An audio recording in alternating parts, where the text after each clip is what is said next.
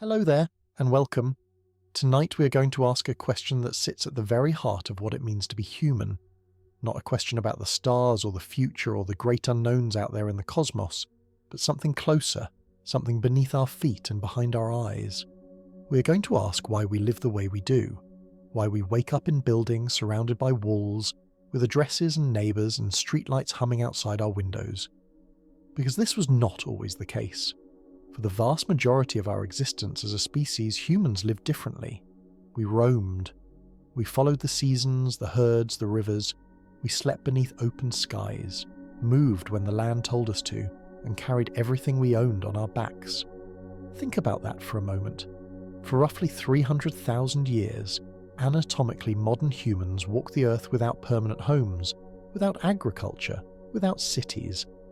They lived in small bands of a few dozen people, intimately connected to the natural world, free in ways we can barely imagine. And then, somewhere in the long arc of time, that changed. Slowly at first, and then with gathering momentum, we stopped wandering. We planted seeds, we built walls, we stayed, and eventually we built cities. But why? What happened that made our ancestors turn away from a way of life that had worked for hundreds of thousands of years? What forces, what pressures, what strange alchemy of circumstance and choice led to this extraordinary transformation? This is not merely an academic question. It cuts to the core of who we are and how we came to be this way. The transition from nomadic hunting and gathering to settled agricultural life, and eventually to urban civilization, was perhaps the most consequential change in all of human history. It reshaped our bodies, our societies, our relationship with the earth, and even the way we think. Everything about the modern world, from the cities we inhabit to the foods we eat to the social structures that govern our lives, flows from that ancient transformation. Tonight, we will trace that journey together, not as a simple march of progress, but as a complex story of adaptation, of loss, of unexpected consequences, and of choices whose full implications could not have been foreseen by those who made them. We will ask what life was like before the change, what pressures drove it, and what we gained and lost along the way. Before we begin, I would love to know where in the world you're listening from tonight and what time it is where you are. Strange, is it not, that you and I, separated by who knows how many miles, are sharing this moment together, thinking about the same ancient questions, carried along by the same curious thread. No matter where or when you are, I am glad you are here. If this kind of slow exploration is your kind of exploration, I would be grateful if you considered subscribing or leaving a like. It helps this quiet little signal reach other curious minds out there in the dark. No pressure, of course, just an invitation, like the faint glow of a campfire on a distant ridge, beckoning to anyone who might be looking for a place to rest and wonder for a while. So, settle in. Let your breathing slow. Let the day's noise fade into the background. We're going to travel backward through time, through ice and warmth and change, to understand how we became who we are. And perhaps, along the way, we might discover something about ourselves we had not considered before. Imagine for a moment what life might have been like for your ancestors 20,000 years ago. Not the ancestors of recorded history, not the ones who built monuments or wrote down laws, but the ones who came before all of that. The ones who moved through the world like any other creature, reading the landscape, following the patterns of nature, living in intimate communion with the earth. Close your eyes, if you can, and picture it. A world without roads or fences, a world where the horizon stretched unbroken in every direction, where the night sky blazed with stars undimmed by artificial light, where the sounds you heard were wind and water and bird song and the distant call of wolves. This was the world your ancestors knew. This was the only world humans had ever known, for generation after generation after generation, stretching back through time so deep it makes the entirety of recorded history seem like a footnote. For hundreds of thousands of years, this was human life. We call it hunting and gathering, but that label does not quite capture what it meant to live that way. It was not a primitive stage to be outgrown. It was not a desperate scramble for survival.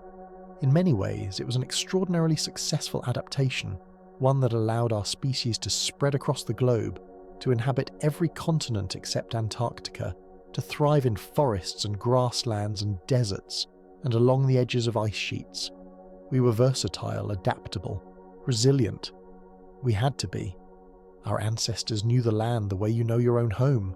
They knew which plants were edible and which were poisonous, where the animals migrated and when, where the water flowed in dry seasons and where it pooled after the rains. They could read the signs of weather in the clouds, track animals across vast distances, navigate by the stars. They carried this knowledge not in books but in their minds, passed down through generations in story and song and practice. Every child learned from elders, and the accumulated wisdom of countless lifetimes was preserved in living memory. And contrary to what we might assume, they were not constantly on the brink of starvation. This is perhaps the most surprising thing about the hunter-gatherer lifestyle, at least to those of us raised on stories of primitive hardship and constant struggle. Studies of contemporary hunter-gatherer societies, those few groups that have maintained traditional ways of life into the modern era, reveal something quite different from what we might expect. They tend to be well fed, they tend to have diverse diets, and perhaps most striking of all, they tend to have more leisure time than we do. Researchers who lived with the Kung people of the Kalahari Desert, for instance, found that adults spent only about 15 to 20 hours per week acquiring food. The rest of their time was devoted to socializing, resting, playing, and crafting tools or ornaments. Think about that. 15 to 20 hours of work per week. The average modern worker in the industrialized world puts in 40 hours or more, often much more when commuting and household tasks are included. Our foraging ancestors, living without any of our labor-saving technologies, actually worked less than we do. Similar patterns have been observed in other foraging societies around the world. The Hadza of Tanzania, when asked why they had not taken up farming, reportedly responded with something like bemusement. Why should they plant crops, they asked, when there was so much food growing wild all around them? Why should they toil in fields when the land itself provided everything they needed? To them, farming seemed like unnecessary drudgery. The forest and savanna were their garden, and it required no weeding, no watering, no endless labour. A recent study of the Agta people in the Philippines who are transitioning from foraging to farming found that those who primarily hunted and gathered worked about 20 hours per week, while those who had taken up rice farming worked about 30 hours per week. The adoption of agriculture meant more work, not less, and the burden fell disproportionately on women, who saw their leisure time cut in half when their communities shifted to farming. This is not to romanticize the hunter-gatherer lifestyle. Life could be dangerous. Injuries and illness, without modern medicine, could be fatal. Infant mortality was high. Violence, both within and between groups, was not unknown. Droughts and harsh winters could bring genuine hardship. But the image of our foraging ancestors as perpetually desperate, constantly toiling just to stay alive, is not supported by the evidence. It is a story we have told ourselves to justify the way we live now, to make our current arrangements seem like progress rather than merely change. They were lean, generally healthy, and lived in small mobile bands where social relationships were relatively egalitarian. There were no kings, no permanent hierarchies, no vast disparities of wealth. How could there be? In a society where everyone moves frequently and carries all their possessions on their backs, there is a natural limit to how much anyone can accumulate. Leadership was situational, arising from skill or experience relevant to a particular task, and dissolving when that task was complete. The best hunter might lead the hunt. The best navigator might lead the journey, but no one held power indefinitely. Men and women had different roles, but the power imbalance was far less pronounced than it would become in later agricultural societies.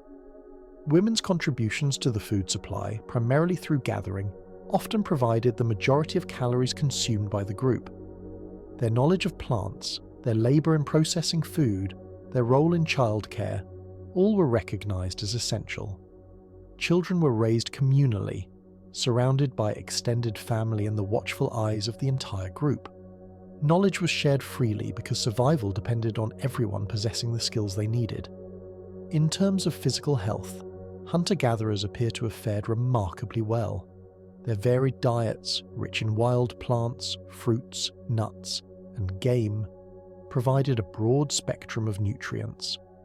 The chronic diseases that plague modern societies, conditions linked to sedentary lifestyles, processed foods, and environmental pollution were largely absent.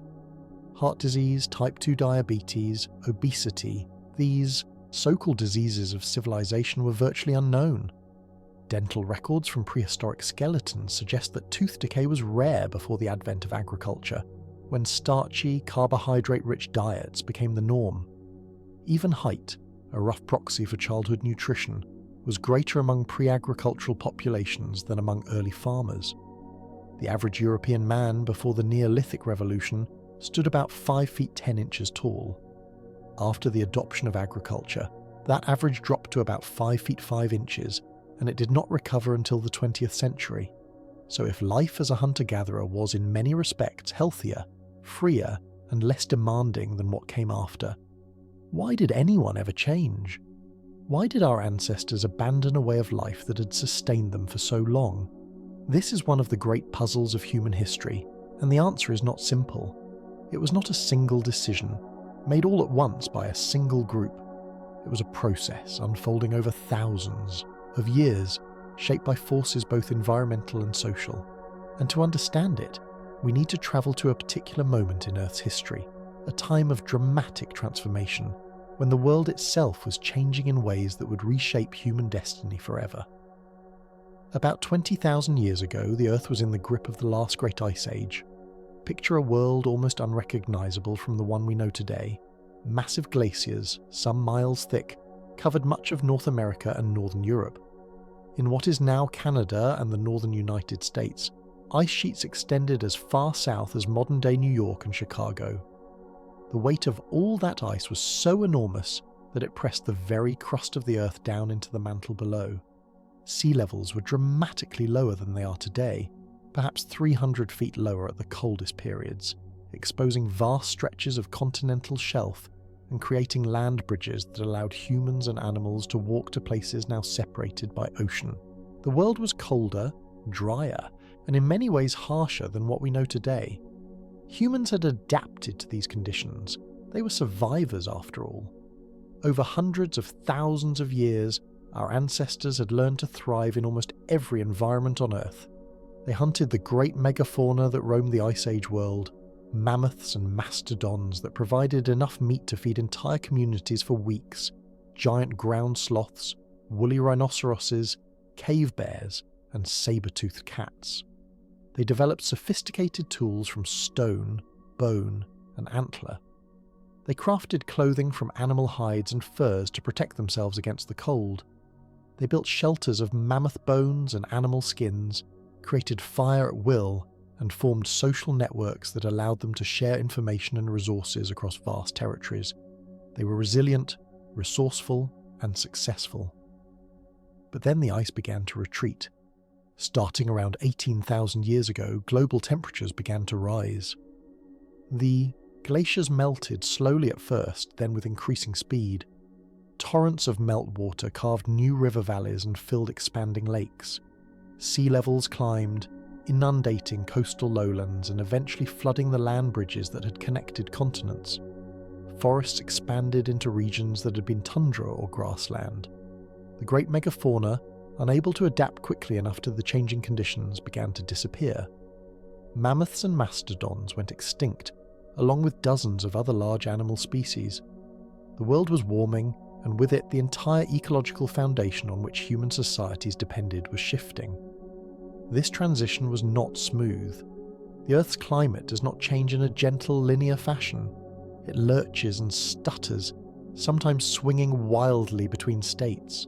And around 12,900 years ago, just as the Earth seemed to be emerging from the Ice Age, something happened that no one could have predicted. Temperatures, particularly in the northern hemisphere, plunged back toward glacial conditions. It was as if the Earth had changed its mind, as if the warming had been a false promise. This period, lasting about 1,200 years, is called the Younger Dryas, named after a small tundra flower, Dryas octopetala, whose pollen became common in European sediments during this cold snap. The flower thrives in Arctic and alpine conditions, and its sudden appearance in the fossil record of regions that had been warming was a clear signal that something dramatic had occurred. Temperatures in Greenland dropped by as much as 10 degrees Celsius in just a few decades. Ice sheets that had been retreating began to advance again. In the Northern Hemisphere, conditions that had been warming suddenly reversed. What caused the Younger Dryas? Scientists have debated this question for decades. The leading hypothesis involves the collapse of a glacial lake in North America. As the ice sheets melted, they created enormous lakes of meltwater dammed by the remaining ice. One of these, called Lake Agassiz, may have covered an area larger than all the modern Great Lakes combined. When the ice dam holding it back finally broke, a catastrophic flood of fresh water poured into the North Atlantic Ocean. This sudden influx of cold, fresh water may have disrupted the ocean currents that carry warm water from the tropics to the North Atlantic, triggering an abrupt return to glacial conditions. Whatever its cause, the Younger Dryas was a time of climatic whiplash. Conditions that had been warming suddenly reversed. Droughts intensified in some regions. The wild plants and animals that humans depended on became less predictable, less abundant, less reliable. The comfortable predictability of the post-glacial world was disrupted, and in certain parts of the world, particularly in the region we now call the Fertile Crescent, this disruption may have been the catalyst for one of the most profound changes in human history. The Fertile Crescent is an arc of land stretching from the eastern Mediterranean through modern-day Syria, Iraq, and Iran. It is bounded by mountains and watered by great rivers, the Tigris and the Euphrates, along with countless smaller streams and springs. During the early Holocene, the geological epoch that began when the Younger Dryas ended about 11,700 years ago, it was home to an unusual abundance of wild plants and animals that would later become the foundation of agriculture. This was no accident of geography. The Fertile Crescent sits at the intersection of three continents, Europe, Asia, and Africa, and its varied terrain, from coastal plains to mountain slopes to river valleys, supported an exceptional diversity of species. Wild wheat and barley grew on the hillsides, their seeds scattered by the wind and gathered by human hands for thousands of years before anyone thought to plant them deliberately. Wild sheep and goats grazed in the uplands. Wild cattle, the ancestors of all domesticated cows, roamed the forests and grasslands. Wild pigs foraged in the underbrush. The conditions were ripe for a transformation. The raw materials were all there, waiting. But conditions had been favourable before. What made this time different? Some researchers believe that the stress of the Younger Dryas played a role. As the climate cooled and dried, the wild resources that hunter-gatherers depended on may have become less reliable. Wild cereal, stands that had flourished during the warmer period, may have contracted, forcing people to travel farther to find food. Populations that had grown during the preceding warm period now found themselves facing scarcity. Unable to simply move to new territories, as those territories were already occupied by other groups, they may have been forced to intensify their relationship with certain plants and animals. Instead of merely gathering wild cereals, they began to tend them, to clear competing vegetation, to protect the stands from animals, to replant seeds in favourable locations. They were not yet farmers, but they were taking the first steps down a path that would eventually lead to agriculture. Other researchers emphasise different factors. Some point to social and cultural changes, the emergence of more complex societies that required surplus food to support gatherings, feasts, and the construction of monuments. Others suggest that agriculture was not a response to scarcity at all, but an outgrowth of abundance, a way of producing even more food to support growing populations and increasingly elaborate social activities. Still others argue that climate alone cannot explain the transition, pointing out that similar climatic changes had occurred before without triggering agriculture. The truth is probably some combination of all these factors, varying from place to place and time to time. What we know for certain is that, beginning around 12,000 years ago, humans in several independent locations around the world began to experiment with cultivation. In the Fertile Crescent, they domesticated wheat, barley, lentils, peas, chickpeas, and flax. In East Asia, along the Yellow and Yangtze rivers, they domesticated rice and millet. In Mesoamerica, they domesticated maize, beans, and squash. In the highlands of Peru, they domesticated potatoes and quinoa. In each case, the process was gradual, unfolding over thousands of years, and it was irreversible. Once it began, there was no going back. The transition from hunting and gathering to agriculture is often called the Neolithic Revolution, a term coined by the archaeologist V. Gordon Childe in the 1930s. The word revolution suggests something sudden and decisive, like the storming of a palace or the invention of a new machine. But in reality, the change was anything but sudden. It was a slow, incremental process, stretching over thousands of years, during which humans gradually shifted from relying entirely on wild resources to producing their own food through cultivation and animal husbandry. No single generation experienced the full transformation. No one set out to invent agriculture. It emerged step by step from countless small choices made by countless individuals, none of whom could have foreseen where those choices would lead.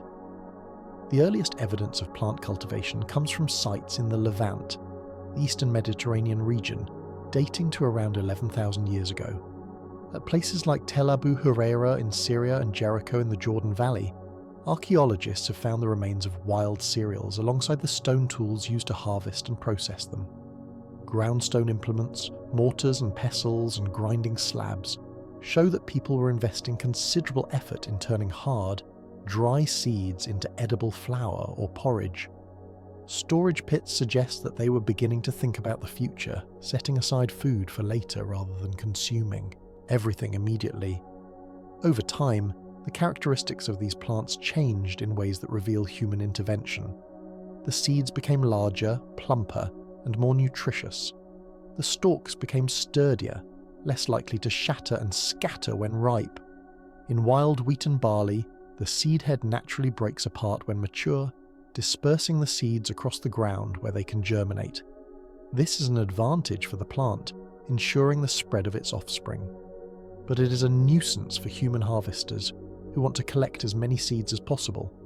By consistently harvesting from plants whose seed heads held together longer, humans inadvertently selected for this trait, gradually creating strains of wheat and barley that retained their seeds until they were deliberately threshed. These changes are the telltale signs of domestication, the result of humans selecting and replanting the seeds of plants with desirable traits, generation after generation. A similar process occurred with animals, though it followed a different trajectory. Wild sheep and goats, which had been hunted for millennia, began to be managed in new ways. Instead of simply killing them when encountered, humans started to control their movements, guiding them to favourable grazing areas and protecting them from predators.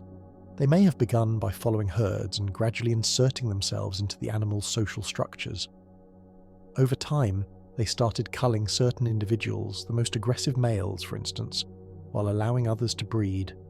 They selected for docility, for smaller horns, for more meat or more milk or more wool.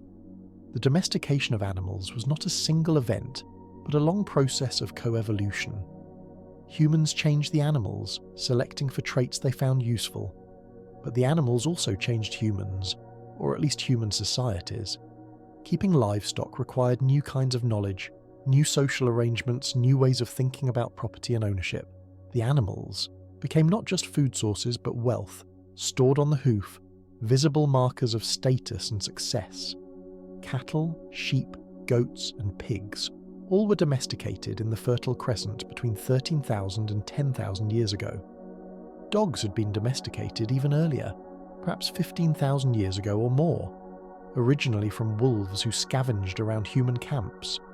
The domestication of both plants and animals fundamentally changed the relationship between humans and the natural world. Where hunter-gatherers had been participants in ecosystems, moving through them and harvesting what nature provided, farmers became managers and manipulators, shaping the environment to suit their needs. They cleared forests to create fields. They diverted water to irrigate crops. They built fences to contain livestock. They eliminated predators and competitors. The landscape itself became a product of human labour and intention. This transformation required staying in one place. Crops had to be planted, tended and harvested, a cycle that repeated year after year and anchored people to specific patches of land.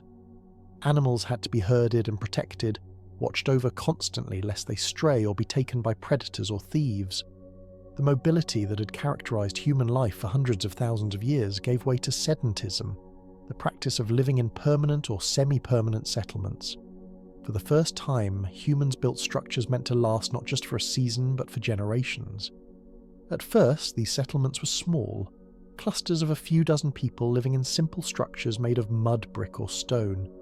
They were villages rather than towns, and they were still partially dependent on hunting and gathering.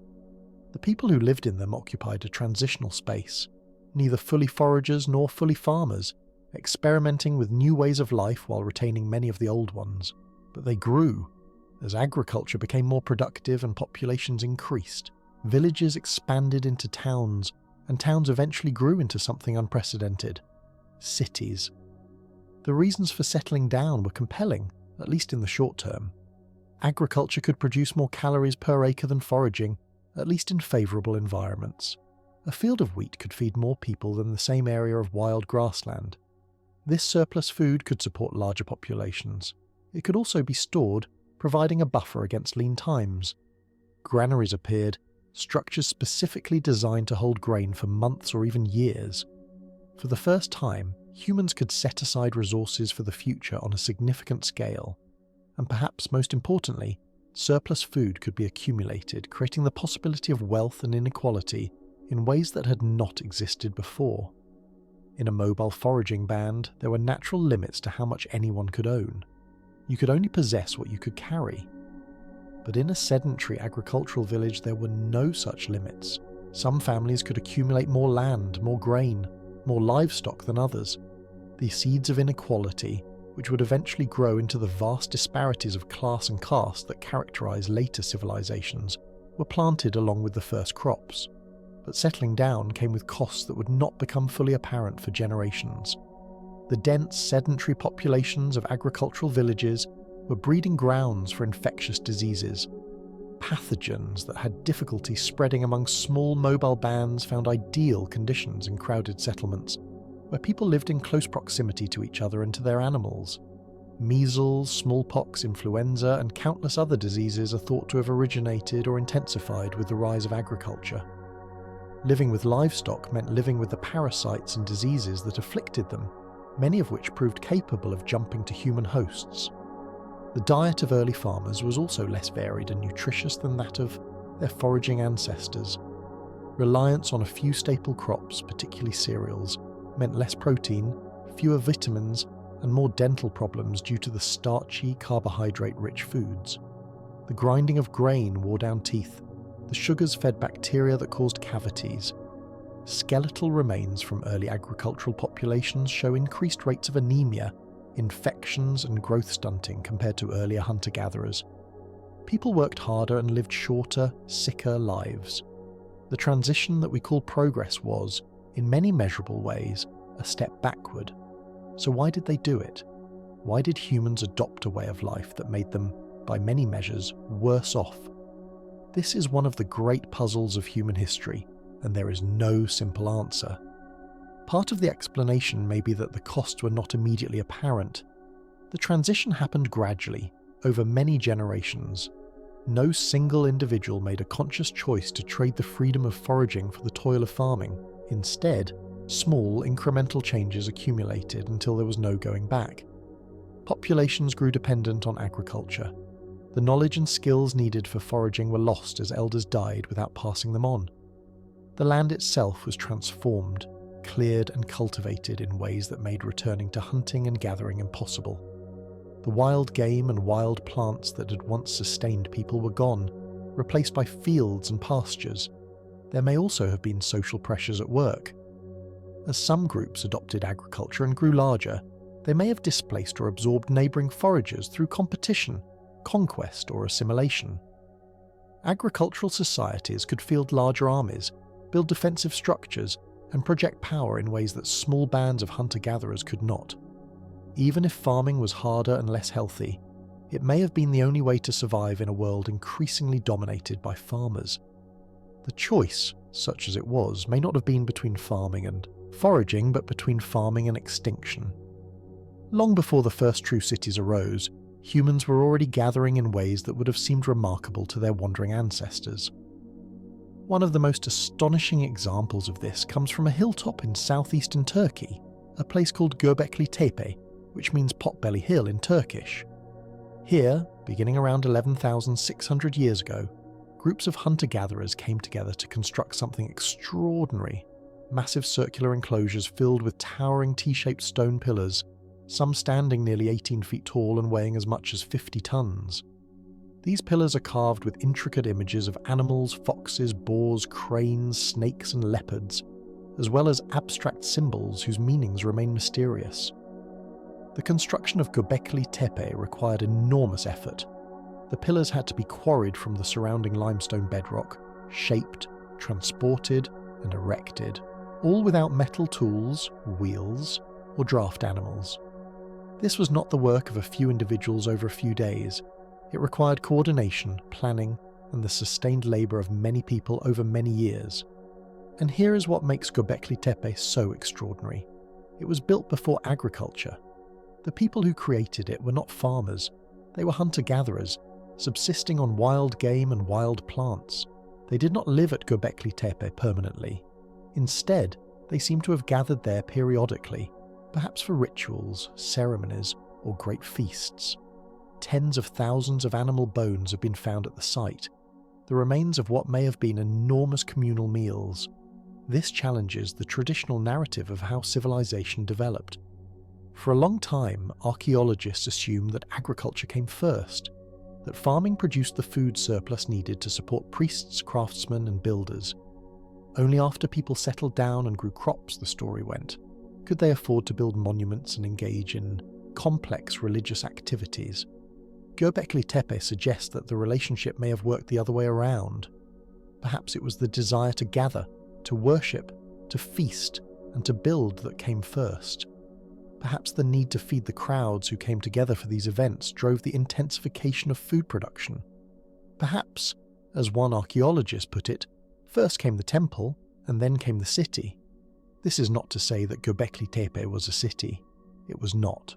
But it was a gathering place, a node in the social landscape where people from a wide area came together for purposes that transcended the daily business of survival. And in that sense, it may have been a precursor to what was to come. Around the same time, other large settlements were emerging elsewhere in the Fertile Crescent and beyond. Çatalhöyük, in what is now Turkey, was one of the earliest proto-cities, a dense cluster of mud brick houses packed together without streets or public spaces. At its peak, around 9,000 years ago, it may have housed as many as 8,000 people. Life in Çatalhöyük was very different from life in a mobile foraging band. People lived in close quarters, entering their homes through holes in the roof and climbing down ladders into dark, enclosed spaces. They buried their dead beneath the floors of their houses, living literally on top of their ancestors. They produced crafts, traded goods, and developed elaborate religious practices centered on images of bulls, leopards, and female figures that may represent goddesses or ancestral spirits. These early settlements were experiments in a new way of living, attempts to organize large numbers of people in permanent places. They were not always successful. Many early villages and towns were abandoned after a few centuries, their populations dispersed by disease, conflict, or environmental degradation. But some persisted and grew, and over time, the accumulated experience of settled life, the technologies and social structures developed through trial and error, laid the foundation for something entirely new. By around 5,000 years ago, the experiments of the Neolithic had culminated in something unprecedented: the city. The best example of this transformation comes from southern Mesopotamia, the land between the Tigris and Euphrates rivers in what is now Iraq. Here, in a landscape of fertile floodplains and seasonal marshes, arose the city of Uruk, often called the first true city in human history. Its name echoes down through time. Some scholars believe it may be the origin of the word Iraq itself. At its height, around 3,200 years ago, Uruk covered over 600 hectares and may have housed as many as 40,000 people. To put that in perspective, this was a population larger than any human settlement that had existed before.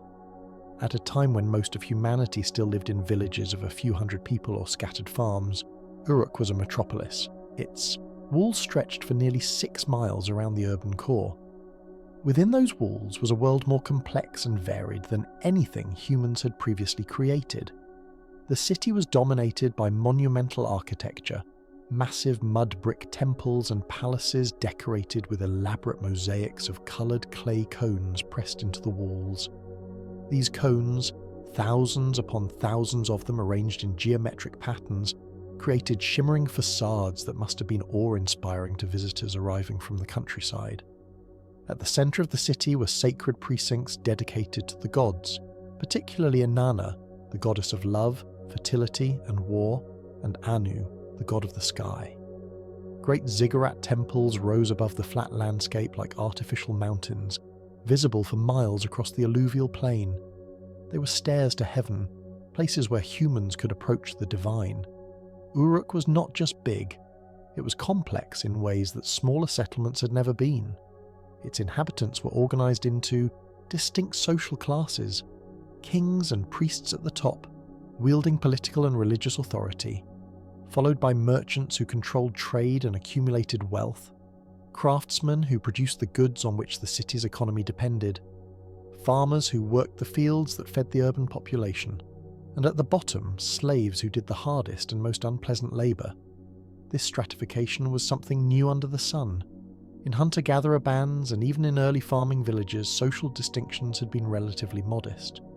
Now, for the first time, there were vast differences in power and privilege between those at the top and those at the bottom. People specialised in particular trades in ways that would have been impossible in smaller communities.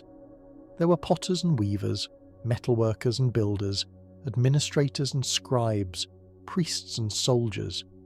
Each trade had its own quarter of the city, its own traditions, its own knowledge passed down from master to apprentice. This division of labour allowed for levels of productivity and innovation that would have been impossible in a small, egalitarian foraging band. When everyone must contribute to food production, there is little time for anything else. But when farmers can produce enough surplus to feed non-farmers, then specialists can devote their entire lives to perfecting their crafts. And it was here, in Uruk, that one of humanity's most transformative inventions appeared: writing. The earliest known writing emerged around 3,300 years ago, not as literature or poetry, not as a way to record myths or compose love letters, but as a tool for administration. The first written documents are clay tablets impressed with simple pictographic symbols, representing quantities of grain, numbers of sheep, jars of beer, and other commodities. They were receipts, essentially, records of transactions between individuals and institutions. Who gave what to whom, and how much, and when. The earliest, writing, was accounting. Think about what this means.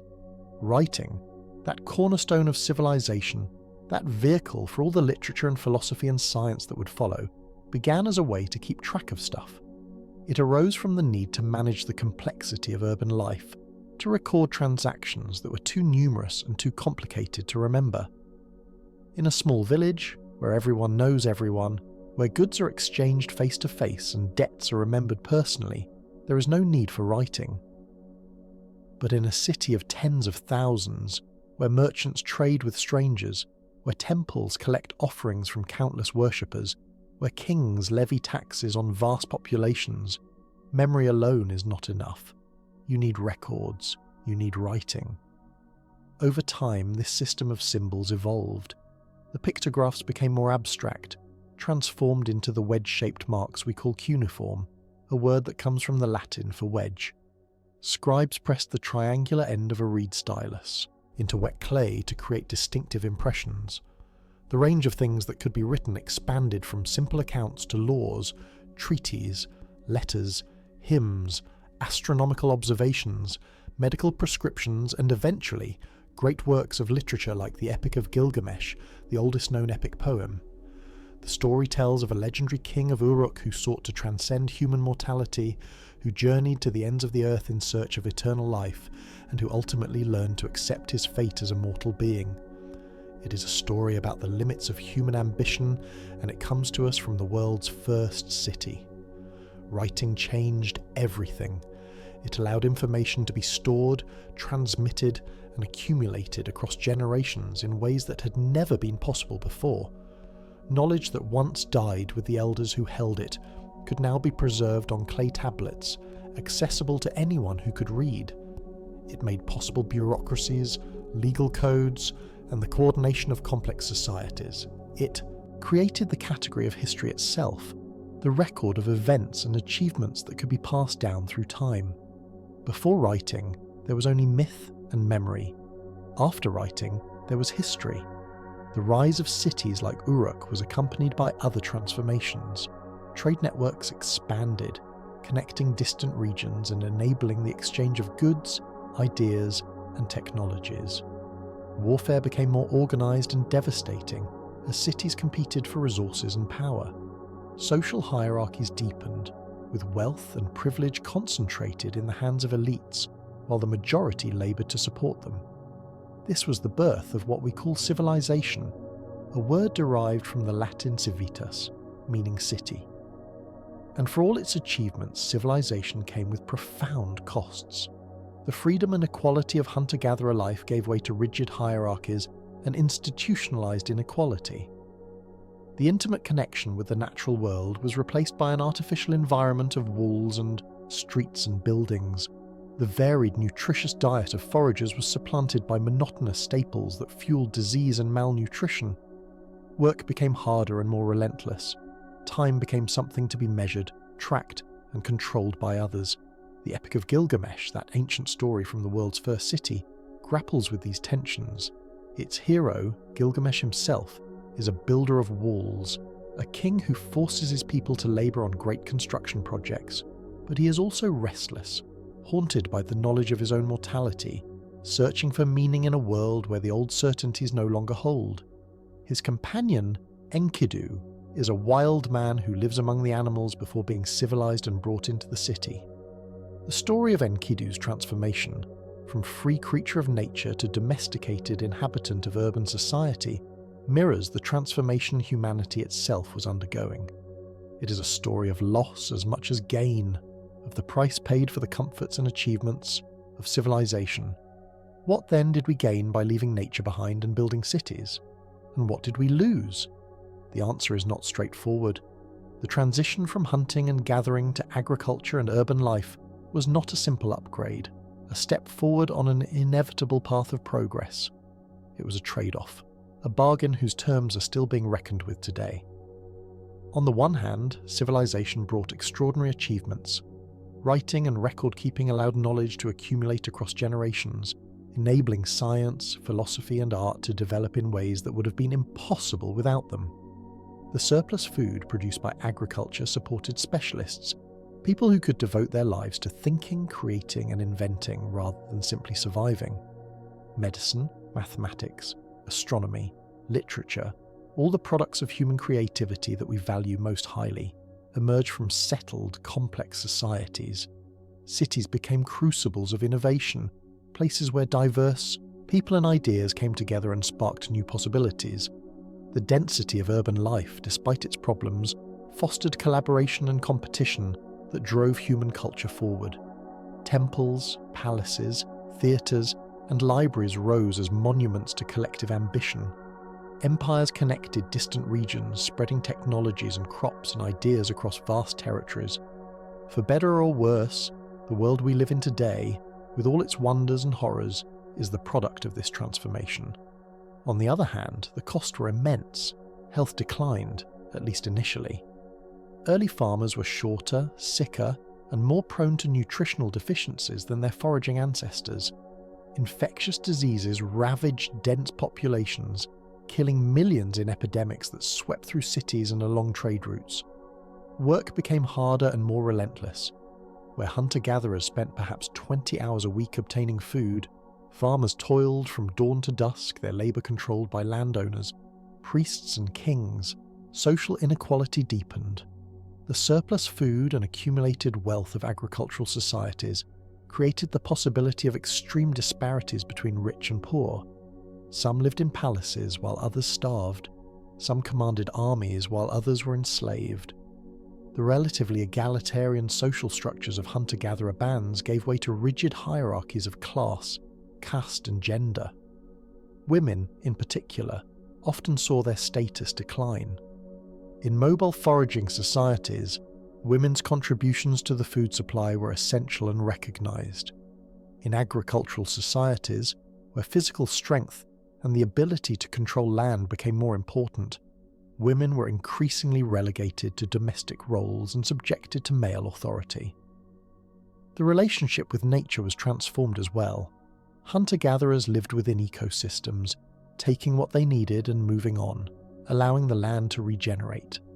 Farmers transformed ecosystems, clearing forests, draining wetlands, diverting rivers, and replacing diverse wild communities with monocultures of domesticated species.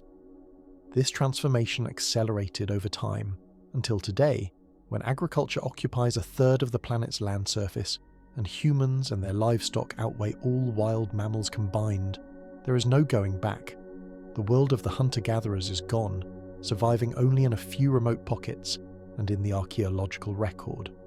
The knowledge and skills needed to live that way have been lost. The land itself has been transformed beyond recognition. Even if we wanted to return to a foraging lifestyle, it would be impossible for the 8 billion people now alive on Earth. But understanding the trade-offs of the transition can help us appreciate what was lost and what was gained. It can remind us that the way we live now is not the only way humans have ever lived, and perhaps not the only way we ever could live. It can prompt us to ask whether there are aspects of that ancient way of life, the leisure, the equality, the connection with nature, that we might seek to recover in new forms, adapted to the realities of the present. And so, here we are, at the end of this journey through time, from the open savannas and forests where our ancestors roamed to the dense, noisy, luminous cities where most of humanity now dwells. It is a story without a neat conclusion, because it is still being written. Every day, new chapters are added as cities grow and change, as technologies transform how we live and work, as the consequences of our choices ripple outward across the planet and into the future. The transformation that began 12,000 years ago, when the first seeds were deliberately planted, continues still. We are its inheritors, its products, and perhaps its prisoners. But before we rest, let us linger a while longer in this story. There is more to explore, more to understand about how humanity made this extraordinary journey from nature to civilization. Consider, for a moment, the strange psychology of this transition. Humans did not wake up one morning and decide to become farmers and city dwellers. The change crept up on them, generation by generation, so gradually that no one alive at any given moment would have been aware that anything fundamental was shifting. A grandmother might have told her grandchildren about the days when the band moved more frequently, when they followed the herds farther, when certain foods were more plentiful.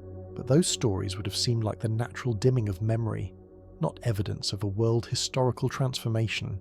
Each generation adapted to its circumstances, made the best choices it could with the information available, and passed on a slightly different world to its children. This is one of the most humbling aspects of the story. The people who set humanity on this path had no idea what they were doing. They were not trying to invent civilization. They were not trying to create cities or writing or social hierarchies. They were simply trying to survive, to feed their families, to make sense of a changing world. The consequences of their choices unfolded over timescales far longer than any human life, and in directions no one could have predicted. We are the heirs of countless small decisions made by people who could never have imagined us. The same is true, of course, of the choices we make today. The world our descendants will inherit is being shaped by our actions, by the technologies we develop, the institutions we build, the values we transmit. And just as our ancestors could not have foreseen the world of cities and writing and global trade, we cannot foresee the world that will emerge from our choices. This should inspire both humility and a sense of responsibility. We are not the end of the story. We are merely a chapter, one link in a chain that stretches backward into deep time and forward into an unknowable future. Let us return then to the ancient world and trace some of the threads we have not yet followed. We have spoken of the Fertile Crescent and Mesopotamia, of Göbekli Tepe and Uruk. But the transition from nature to civilization happened independently in several parts of the world, and each of these transitions followed its own path, shaped by local conditions, local plants and animals, local cultures and choices. By comparing these different trajectories, we can better understand which aspects of the transformation were inevitable and which were contingent, which were universal features of agricultural societies, and which were particular to specific times and places. In East Asia, along the great rivers of China, a parallel transformation was underway. Here, the staple crop was not wheat or barley but rice, a grain that grows not on dry hillsides but in flooded paddies, in the warm, wet lowlands where water can be channeled and controlled. The domestication of rice began around 9,000 years ago in the Yangtze River Valley, where wild rice grew in the swampy margins of lakes and rivers. The earliest rice farmers did not plant in neat rows or build elaborate irrigation systems. They simply encouraged the wild stands, clearing competing vegetation, managing water levels, selecting seeds from the most productive plants. Over thousands of years, this gentle manipulation transformed wild rice into the domesticated varieties we know today, with larger grains, sturdier stalks, and the ability to thrive in the artificial environments humans created for it. Rice cultivation demanded different things from its practitioners than wheat farming did. Because rice grows in standing water, it required elaborate systems of water management, dikes and channels, reservoirs and sluices, terraces carved into hillsides to create level fields that could be flooded. Building and maintaining these systems required coordinated labour, communities working together on projects too large for any individual or family. This may have encouraged the development of strong central authorities, leaders who could organise collective work and resolve disputes over water rights. The link between rice cultivation and hierarchical social organisation has been noted by many scholars, though the relationship is complex and contested. In Mesoamerica, the transformation took yet another form. Here, the key crop was maize, or corn, a grain so thoroughly transformed by human selection that its wild ancestor is almost unrecognisable. Modern maize bears little resemblance to teosinte, the scrubby grass from which it was derived. Teosinte has tiny seed heads, with only a dozen or so small, hard kernels enclosed in tough cases. Maize has massive cobs with hundreds of naked kernels, soft and sweet and easily harvested. This transformation, from teosinte to maize, is one of the most dramatic examples of domestication in the history of agriculture, and it took thousands of years to accomplish. The earliest evidence of maize cultivation comes from the highlands of Mexico, dating to around 9,000 years ago. But for a long time, maize was a minor part of the diet, supplementing the wild foods that people continued to gather and hunt. It was only around 4,000 years ago that maize became productive enough to serve as a staple crop, and only then did the great civilizations of Mesoamerica begin to emerge. The Olmec, the Maya, the Aztec, all were built on a foundation of maize agriculture, supplemented by beans and squash in a nutritionally balanced combination that Mesoamericans called the Three Sisters. The geography of Mesoamerica shaped its civilizations in distinctive ways. Unlike Mesopotamia, with its flat alluvial plains and its great navigable rivers, Mesoamerica is a land of mountains and valleys, of tropical lowlands and temperate highlands, of dense forests and open savannas. This diversity created opportunities for trade, as communities in different ecological zones could exchange the distinctive products of their regions. Obsidian from volcanic highlands, cacao from tropical lowlands, cotton and salt and jade all flowed along trade routes that connected distant peoples. But the rugged terrain also limited the spread of ideas and technologies, creating a mosaic of cultures that shared some features but differed in many others. In the Andes of South America, yet another path was followed. Here, the challenges were different again. The Andes are one of the most extreme environments on Earth, with towering peaks, deep valleys, and a dizzying range of altitudes and climates compressed into a relatively small area. Moving just a few miles up or down a mountainside can mean moving from tropical forest to temperate grassland to frozen tundra. The peoples of the Andes learned to exploit this vertical diversity. establishing communities at different altitudes and exchanging products between them. Potatoes and quinoa grew in the cold highlands, maize and peppers grew in the warmer valleys, coca and tropical fruits grew in the lowlands. This system of vertical integration, called the archipelago model by anthropologists, was a distinctive Andean adaptation to a challenging environment. The domestication of plants in the Andes focused on crops suited to high altitudes and cold climates. Potatoes, which can grow at elevations where no grain will thrive, became the staple food of highland populations. The Andeans developed thousands of potato varieties, adapted to every microclimate and soil type, and they invented freeze-drying as a way to preserve potatoes for years. Chuño, freeze-dried potato, was the foundation of Andean food security, providing a reliable store of calories that could see communities through lean times. Quinoa, a protein-rich seed crop, provided essential nutrients that potatoes lacked. Llamas and alpacas, the only large domesticated animals in the Americas, provided wool, meat and transport. What is striking about these independent origins of agriculture is both how similar and how different they were. In every case, the transition began with the intensification of relationships between humans and certain plants and animals. In every case, it led to sedentary settlements, population growth, social complexity, and eventually urban civilization. In every case, it brought trade-offs: more food but harder work, larger populations but more disease, greater achievements but deeper inequalities.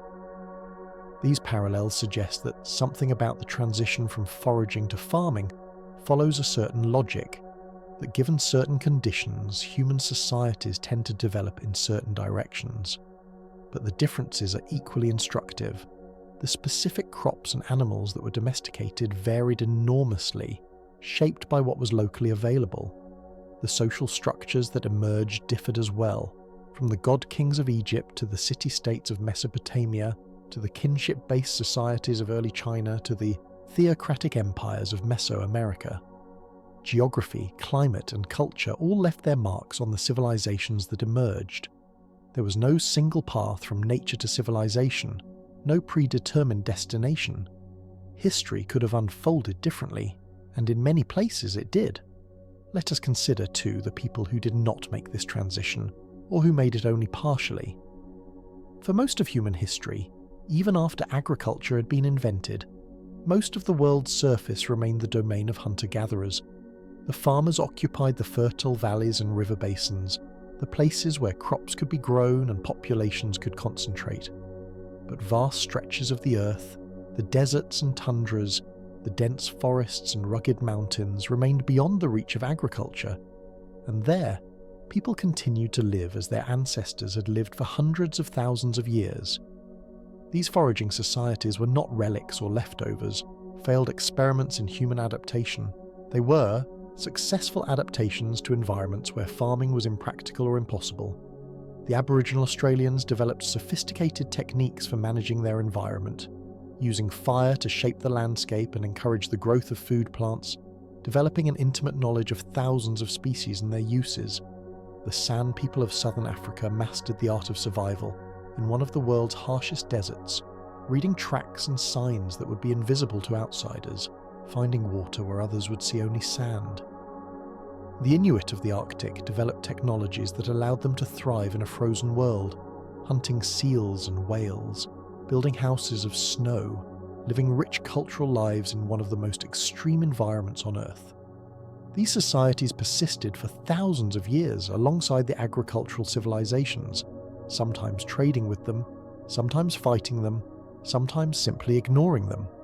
They represented alternative paths of human development, different ways of being human that did not involve agriculture or cities or writing, and they have much to teach us about the range of possibilities open to our species, about the different ways humans can organize their lives and their societies. Sadly, most of these alternative paths have been closed off. As agricultural populations grew and expanded, they displaced or absorbed the foragers who had once occupied the same lands. The process was sometimes violent, involving conquest and genocide. More often, it was gradual, a slow encroachment as farmers cleared forests and ploughed grasslands, pushing the hunters and gatherers into ever more marginal territories. Today, only a tiny fraction of humanity lives as hunter-gatherers, and even they are under pressure from expanding agricultural and industrial societies. The diversity of human ways of life that once existed has been drastically reduced, and with it, the range of human experience and knowledge. This loss matters, not just for the people directly affected, but for all of humanity. Each traditional society that disappears takes with it a unique store of knowledge about the natural world, about plants and animals and ecosystems, about how to live sustainably in particular environments. This traditional ecological knowledge, accumulated over thousands of years of careful observation and experimentation, is often more detailed and nuanced than anything modern science has produced. When an elder dies without passing on this knowledge, when a language goes extinct, when a culture is absorbed into the global mainstream, we all become poorer. But let us return to the mainstream of our story, to the agricultural civilizations that came to dominate the earth. We have traced the origins of cities in Mesopotamia, but the urban revolution did not stop there. Over the following millennia, cities spread across the globe, arising independently in some places and diffusing from existing centres in others. Each new urban civilization built on the achievements of its predecessors while adding innovations of its own. The cumulative effect was a steady increase in the scale and complexity of human societies, punctuated by periods of collapse and renewal. In Egypt, along the narrow ribbon of fertile land flanking the Nile, a distinctive civilization emerged. The Nile's annual flood deposited rich silt on the fields, creating conditions ideal for agriculture without the need for the elaborate irrigation systems required in Mesopotamia. This relative simplicity may have contributed to the remarkable stability of Egyptian civilization, which endured with recognizable continuity for over 3,000 years, longer than any other civilization in history. The Egyptians developed their own system of writing, hieroglyphics, which they used to record religious texts, historical accounts, and administrative records. They built monuments of a scale and permanence that still astonish us today, the pyramids and temples that have survived 4,500 years of wind and sand and human history. In the Indus Valley, in what is now Pakistan and northwestern India, another urban civilization flourished between about 4,500 and 3,700 years ago. The cities of Harappa and Mohenjo-Daro were marvels of urban planning, with grid-patterned streets, sophisticated drainage systems, and standardized brick sizes suggesting a high degree of central organization. Unlike the monumental temples and palaces of Mesopotamia and Egypt, the Indus cities seem to have lacked grand public buildings. Their most impressive structures were not religious or royal, but utilitarian. The Great Bath of Mohenjo-Daro, a large public pool that may have been used for ritual purification, and the granaries that stored the surplus grain on which the cities depended. The Indus Valley civilization had its own system of writing, which remains undeciphered to this day, one of the great unsolved puzzles of archaeology. We can see their cities, their artifacts, their seals and figurines, but we cannot read their words, cannot hear their stories, cannot fully understand how they saw the world. This silence is a reminder of how much has been lost, how many voices have been silenced by the passage of time. For every civilization whose records survive, there are countless others whose thoughts and dreams have vanished forever, leaving only mute stones and broken pottery to testify that they ever existed. The Indus cities declined and were eventually abandoned around 3,700 years ago, for reasons that remain unclear. Some scholars point to climate change, suggesting that shifts in monsoon patterns may have disrupted the agriculture on which the cities depended. Others point to tectonic activity that may have altered the course of rivers. Still others suggest invasion or internal conflict. The truth is probably some combination of factors, as it usually is. Civilizations are complex systems, dependent on many interconnected parts, and when those parts begin to fail, the whole can collapse with surprising speed. This pattern of rise and fall, of growth and collapse, is one of the most striking features of human history. Civilizations do not last forever. They emerge, flourish for a time, and then decline, making way for new forms of organization. The reasons for these collapses vary from case to case. but certain patterns recur: environmental degradation, climate change, resource depletion, social inequality, invasion, disease. Understanding these patterns is not just of academic interest. It is relevant to our own time when we face challenges, particularly environmental challenges that have brought down civilizations before. The archaeologist Joseph Tainter, in his study of societal collapse, argued that complex societies tend to become progressively more complex over time as they solve the problems they face, but complexity has costs requiring ever greater investments of energy and resources to maintain. Eventually, the costs of complexity outweigh its benefits, and societies become vulnerable to collapse. When a crisis comes, they lack the resilience to respond, and the elaborate structures that once sustained them crumble. This is a sobering thought. Our own civilization is the most complex in history, dependent on global supply chains, sophisticated technologies, and intricate systems of governance that few fully understand. If Tainter is right, this complexity makes us vulnerable in ways we may not fully appreciate. The same interconnections that make modern life possible also make it fragile. A disruption in one part of the system can cascade through the whole, with consequences that are difficult to predict or control. But collapse is not inevitable. Civilizations can adapt, can simplify, can find new solutions to the problems they face. The key is awareness, the recognition that the current arrangements are not permanent, that change is possible and may be necessary. By understanding the patterns of the past, we can better prepare for the challenges of the future. We can build resilience into our systems, reduce our vulnerability to shocks, create more sustainable ways of living that do not push against the limits of what the Earth can support. Let us turn now to another aspect of the transition from foraging to farming, to cities that deserves more attention: the transformation of the human body itself. We tend to think of biology as separate from culture, of our bodies as natural while our societies are artificial. But this distinction is misleading. Culture shapes biology, and the transition to agriculture was accompanied by significant changes in human bodies that continue to affect us today. The most obvious change was in diet. Hunter-gatherers ate a wide variety of foods, whatever their environment provided: game, fish, fruits, nuts, roots, leaves, insects. This diversity ensured a broad spectrum of nutrients and kept any particular food from dominating the diet. With agriculture, this diversity collapsed. People came to depend on a few staple crops, typically grains like wheat, rice, or maize, supplemented by legumes and a limited range of vegetables. This narrowing of the diet had consequences for health.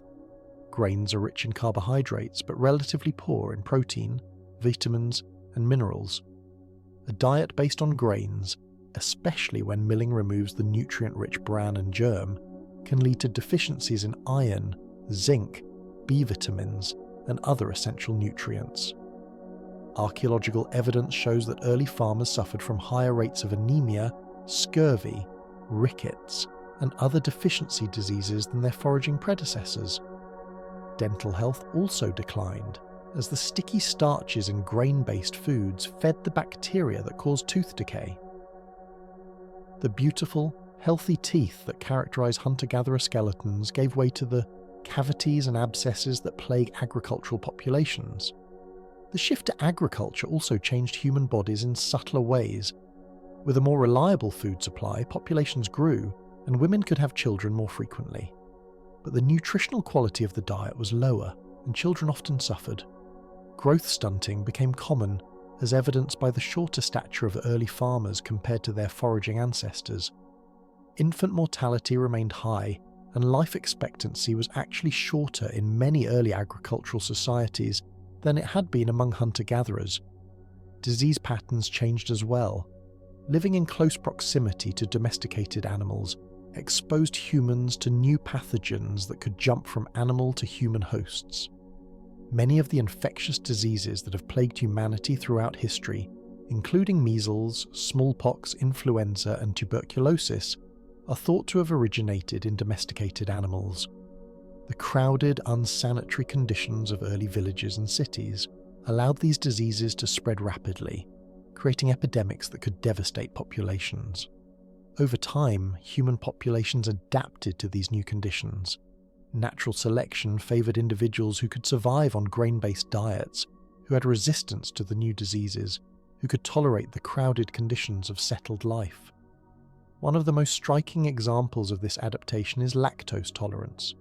In most mammals, the ability to digest lactose, the sugar in milk, disappears after weaning. But in populations that practice dairy farming, a mutation that maintains lactose tolerance into adulthood spread rapidly because it allowed people to extract nutrition from milk. Today, lactose tolerance is common in populations descended from dairy farming ancestors, but rare in populations with different histories. This ongoing adaptation reminds us that human evolution did not stop with the Neolithic Revolution. We are still evolving, still being shaped by the environments we create. The artificial environments of cities, with their novel challenges and opportunities, are selecting for traits that would have been irrelevant in the wild. What those traits are, how they will shape the humans of the future, we cannot know. But we can be sure that the process continues, that our descendants will be different from us in ways we cannot predict. The transformation of bodies was accompanied by a transformation of minds. The cognitive demands of farming are different from those of foraging. Farmers must plan ahead, thinking about seasons that have not yet arrived, about crops that will not be harvested for months. They must keep track of property, of debts, of complex social relationships in communities larger than any hunter-gatherer band. They must learn specialized skills passed down through generations of practice. All of this requires cognitive capacities that may not have been as important for foragers.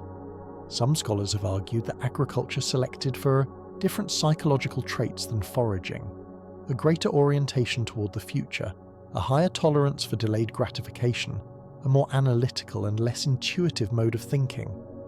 Whether these differences are genetic or cultural or some combination is unclear, but the cognitive demands of agricultural and urban life are undeniably different from those of hunting and gathering. We have shaped our environments, and our environments have shaped us, in an ongoing process of co-evolution that continues to this day. Consider too the transformation of social relationships. Hunter-gatherer bands were characterized by a high degree of equality and sharing. Food was distributed among all members of the group regardless of who had obtained it.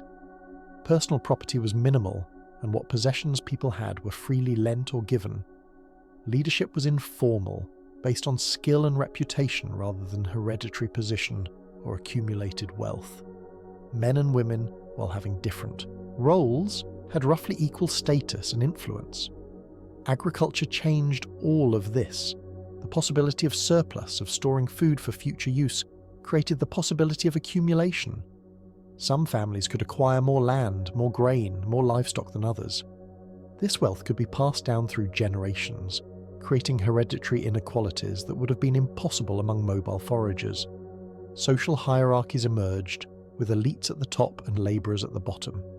Formal leadership positions appeared, backed by force rather than persuasion. Gender relations changed too, with women's status often declining as control of land and property became more important. Cities intensified these tendencies. Urban populations included not just farmers and herders, but a whole range of specialists: craftsmen, merchants, soldiers, priests, administrators. These specialists were arranged in hierarchies of status and wealth, with the king or emperor at the apex and slaves at the bottom.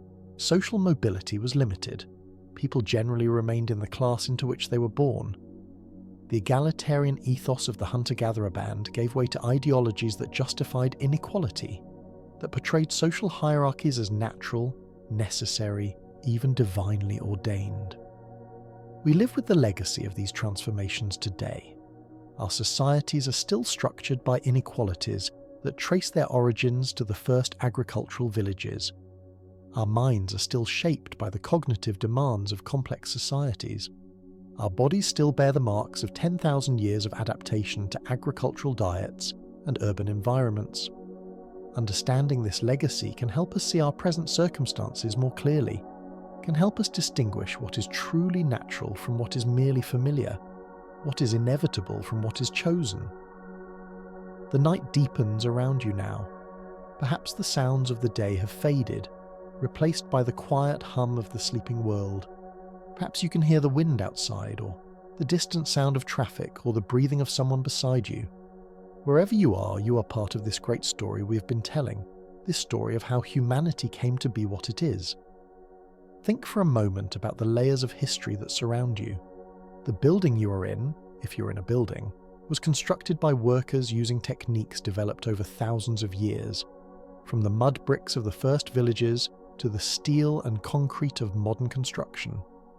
The food you ate today was grown by farmers using methods that trace back to the first experiments in cultivation, transported and processed and packaged by an elaborate system that connects farms and factories and stores across the globe.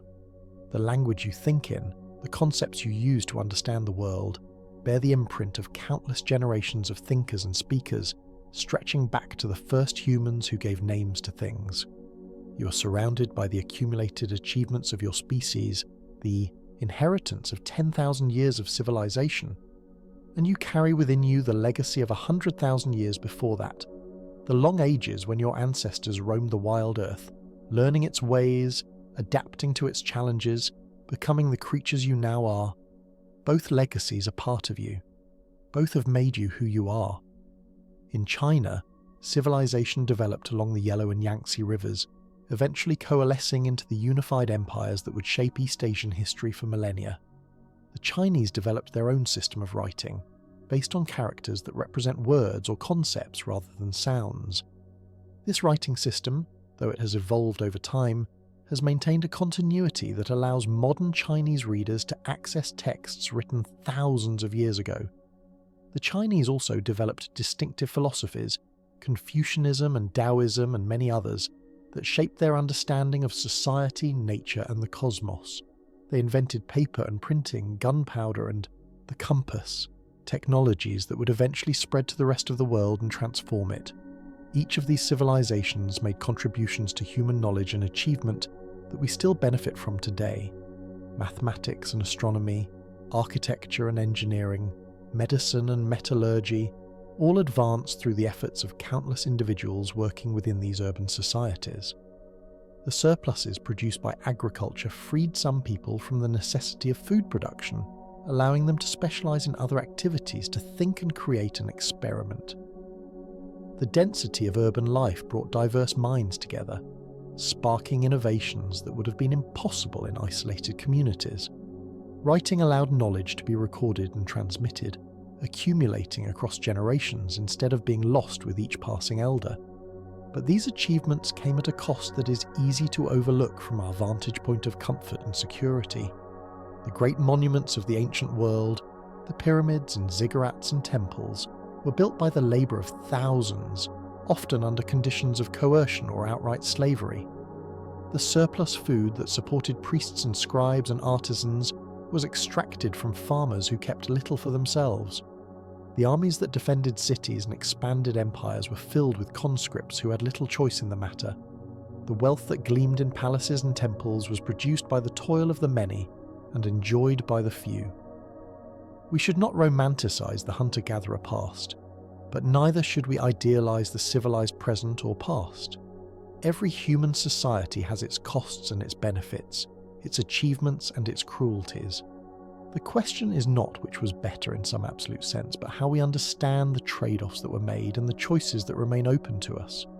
By understanding the path that led from foraging to farming to cities, we can better appreciate both what we have gained and what we have lost, and perhaps find ways to reclaim some of what was sacrificed along the way. Consider the question of time. For hunter-gatherers, time was measured by the rhythms of nature, the rising and setting of the sun, the phases of the moon, the turning of the seasons. There were no clocks, no schedules, no appointments to keep. People worked when work was needed and rested when it was not. The Kung Bushmen, as we noted earlier, spent only about 20 hours a week on food acquisition, leaving abundant time for socializing, storytelling, music and rest. Their lives were not easy, but they had a flexibility and autonomy that most modern people can only dream of. With agriculture came a new relationship with time. Crops had to be planted at the right moment, tended through the growing season, harvested before they spoiled. The agricultural calendar imposed its own rhythm on human life, a rhythm of intense labour during planting and harvest, and relative leisure in between. But as societies became more complex, the demands on people's time intensified. Cities required constant maintenance, trade required coordination, armies required training, bureaucracies required record-keeping. Gradually, the flexible time of the hunter-gatherer gave way to the regimented time of civilization. The invention of mechanical clocks in medieval Europe and their subsequent spread around the world marked another stage in this transformation. Now, time could be measured precisely, divided into hours and minutes and seconds, bought and sold like any other commodity.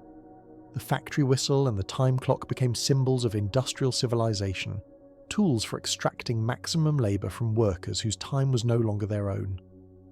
Today, many of us live by schedules that would have seemed insane to our ancestors, rushing from one obligation to the next, never having enough time, feeling constantly behind. This is one of the hidden costs of civilization, rarely tallied in the accounts of progress. We have gained much, but we have lost control over our own time, over the rhythm of our days and the texture of our hours. The busyness of modern life, the sense of being always rushed and never caught up, is not a natural condition of human existence. It is a product of the particular path we have taken, the choices made by countless generations from the Neolithic to the present.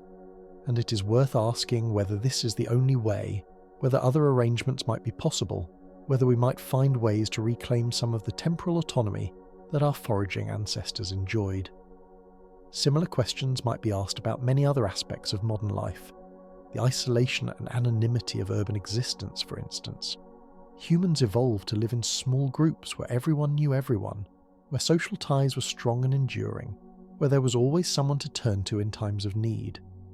The village life that succeeded foraging preserved much of this social density, even as it introduced new forms of hierarchy and inequality. But the modern city, with its millions of strangers, its transient populations, its weak and fleeting social bonds, is something genuinely new under the sun, an environment for which our evolution did not prepare us. The epidemic of loneliness in modern societies, the prevalence of depression and anxiety, the fraying of community ties, all of these may be symptoms of a mismatch between our social needs and the environments we have created. We are social animals trying to live in ways that often deny our social nature. The connections we make through screens and devices, real as they are, cannot fully substitute for the face-to-face interactions, the physical presence, the shared activities that characterized human social life for hundreds of thousands of years, or consider our relationship with the natural world. For most of human history, nature was not something separate from human life. It was the medium in which we lived, the source of everything we ate and wore and used, the backdrop against which all human dramas unfolded. Hunter-gatherers knew their environments intimately, could identify hundreds of plant and animal species, understood the complex webs of relationship that connected living things. This knowledge was not abstract or academic. It was practical, embodied, essential for survival. With agriculture, humans began to separate themselves from nature, to create artificial environments, to see the natural world as something to be controlled and exploited rather than inhabited and understood. Cities intensified this separation, surrounding their inhabitants with walls and buildings, cutting them off from the soil and the seasons, the plants and animals that had been the companions of humanity since the beginning. Today, many people live lives almost entirely divorced from nature, spending their days in climate-controlled buildings, their food arriving in packages with no hint of its origins, their knowledge of the natural world limited to what they see on screens. This disconnection from nature is not just a spiritual or aesthetic loss, though it is that too. It has practical consequences for our health and well-being. Studies have shown that exposure to natural environments reduces stress, improves mood, enhances cognitive function, and promotes physical health. Children who grow up with access to nature develop better in many ways than those confined to purely artificial environments. The biophilia hypothesis, proposed by the biologist E.O. Wilson, suggests that humans have an innate need to connect with other living things, a need that modern life often frustrates. And of course, the disconnection from nature has consequences for nature itself. When we do not see the forests and rivers and oceans, when we do not know the plants and animals, when nature is out of sight and out of mind, it is easy to damage it without realizing what we're doing. The environmental crises of our time, from climate change to biodiversity loss to pollution of every kind, are in part the result of this disconnection. We have treated the earth as a resource to be exploited rather than a home to be cared for, and we're beginning to reap the consequences. Let us pause here and consider something that often goes unmentioned in discussions of human history: the role of sheer chance, of contingency, of the accidents and coincidences that shaped our path. We tend to tell the story of the transition from foraging to farming to cities as if it were inevitable, as if it were somehow destined to happen. But this is not obviously true. For most of human history, there was nothing inevitable about agriculture. Our ancestors had been successful foragers for hundreds of thousands of years, spreading across the globe without ever feeling the need to plant seeds or pen animals. Agriculture, when it did emerge, was not a brilliant invention that everyone immediately recognized as superior. It was in many ways a step backward, a response to pressures that could have been resolved in other ways. Consider the counterfactuals. What if the climate had not changed at the end of the Ice Age? What if the Younger Dryas had lasted longer, or not occurred at all? What if the wild ancestors of wheat and barley and rice had not happened to exist in forms amenable to domestication? What if the animals that could be domesticated had been distributed differently across the globe? The particular path we took depended on countless contingencies, any one of which, had it been different, might have led to a very different world. The geographer Jared Diamond, in his influential book Guns, Germs and Steel, argued that the distribution of domesticable plants and animals across the Earth's surface had profound consequences for the course of human history. Eurasia, with its east-west orientation and its rich endowment of potential domesticates, was poised for the development of agriculture and civilization in ways that the Americas, Africa and Australia were not. The peoples of these other continents were no less intelligent, no less capable, no less deserving of success. They simply had the misfortune of living in places where the raw materials for the agricultural revolution were scarce or absent. This is a humbling thought. The achievements of the civilizations that arose in the Fertile Crescent and spread across Eurasia, the writing and the cities and the technologies, were not the result of any inherent superiority in the people who created them. They were the result of geographical luck, of being in the right place at the right time with the right plants and animals. Had the dice fallen differently, the story might have been very different. The great civilizations might have arisen in Africa or Australia or the Americas, and the peoples of Eurasia might have remained as foragers, their potential unrealized. This should make us cautious about drawing too many lessons from history, about assuming that the way things turned out was the only way they could have turned out. The past is not a guide to the future in any simple sense. The conditions that shaped human history for the past 10,000 years are changing rapidly, and the future will be shaped by factors, by technologies and choices and accidents that we cannot foresee. And yet, understanding the past is not useless. Even if history does not repeat itself, it rhymes, as the saying goes. The patterns of the past, the dynamics of growth and collapse, of innovation and stagnation, of cooperation and conflict, can inform our thinking about the future, even if they cannot predict it. By understanding how we got here, we can better understand where we are and where we might be going. Let us think then about what the transition from foraging to farming to cities tells us about human nature. What does it reveal about who we are, about what we're capable of, about what we need to flourish? One thing it reveals is our extraordinary adaptability. Humans are not specialists, locked into a single way of life by our biology. We're generalists, capable of living in almost any environment, eating almost any food, organizing ourselves in almost any way. The same species that hunted mammoths on the Ice Age steppes now builds skyscrapers and sends probes to distant planets. The same minds that tracked animal spoor across the savannah now compose symphonies and prove mathematical theorems.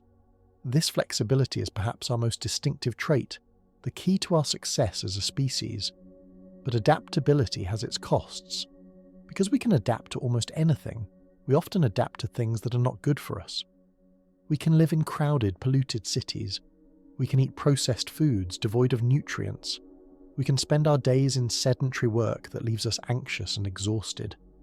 Our adaptability allows us to survive in these conditions, but it does not mean we thrive. The mismatch between our evolved nature and our created environments may be the source of many of the psychological and physical ailments that afflict modern people.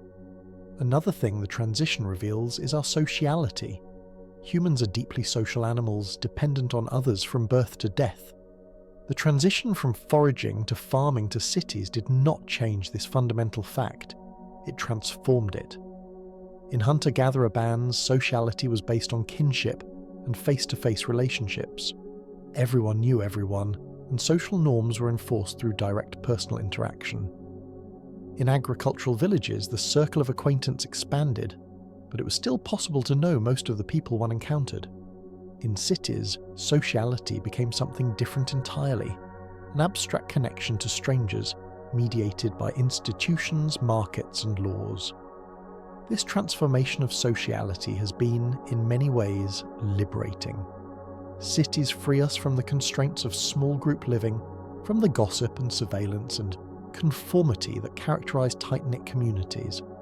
In the anonymity of the city, people can reinvent themselves, escape their pasts, explore identities that would be unthinkable in a village where everyone knows their family history. The great flowering of human creativity in urban environments, the art and science and philosophy, is in part a product of this freedom from social constraint. But the anonymity of cities also has its costs. Without the dense web of personal relationships that characterized earlier forms of human life, people can feel isolated, lost, disconnected. The support that once came automatically from kin and community must now be sought deliberately, if it can be found at all. Mental illness, addiction, suicide, these plagues of modern life are in part the result of social structures that no longer meet our deep needs for connection and belonging. The transition also reveals our capacity for both cooperation and conflict. Humans are capable of remarkable feats of collective action, building monuments and cities, organizing armies and bureaucracies, creating systems of law and governance that coordinate the activities of millions. This cooperative capacity is what made civilization possible. Without the ability to work together on large scales, to subordinate individual interests to collective goals, there would be no cities, no states, no complex societies of any kind. But humans are also capable of terrible violence, of cruelty and exploitation, and war. The same capacities that allow us to build also allow us to destroy. The history of civilization is not just a story of progress and achievement, it is also a story of conquest and genocide, of slavery and oppression, of the strong preying on the weak.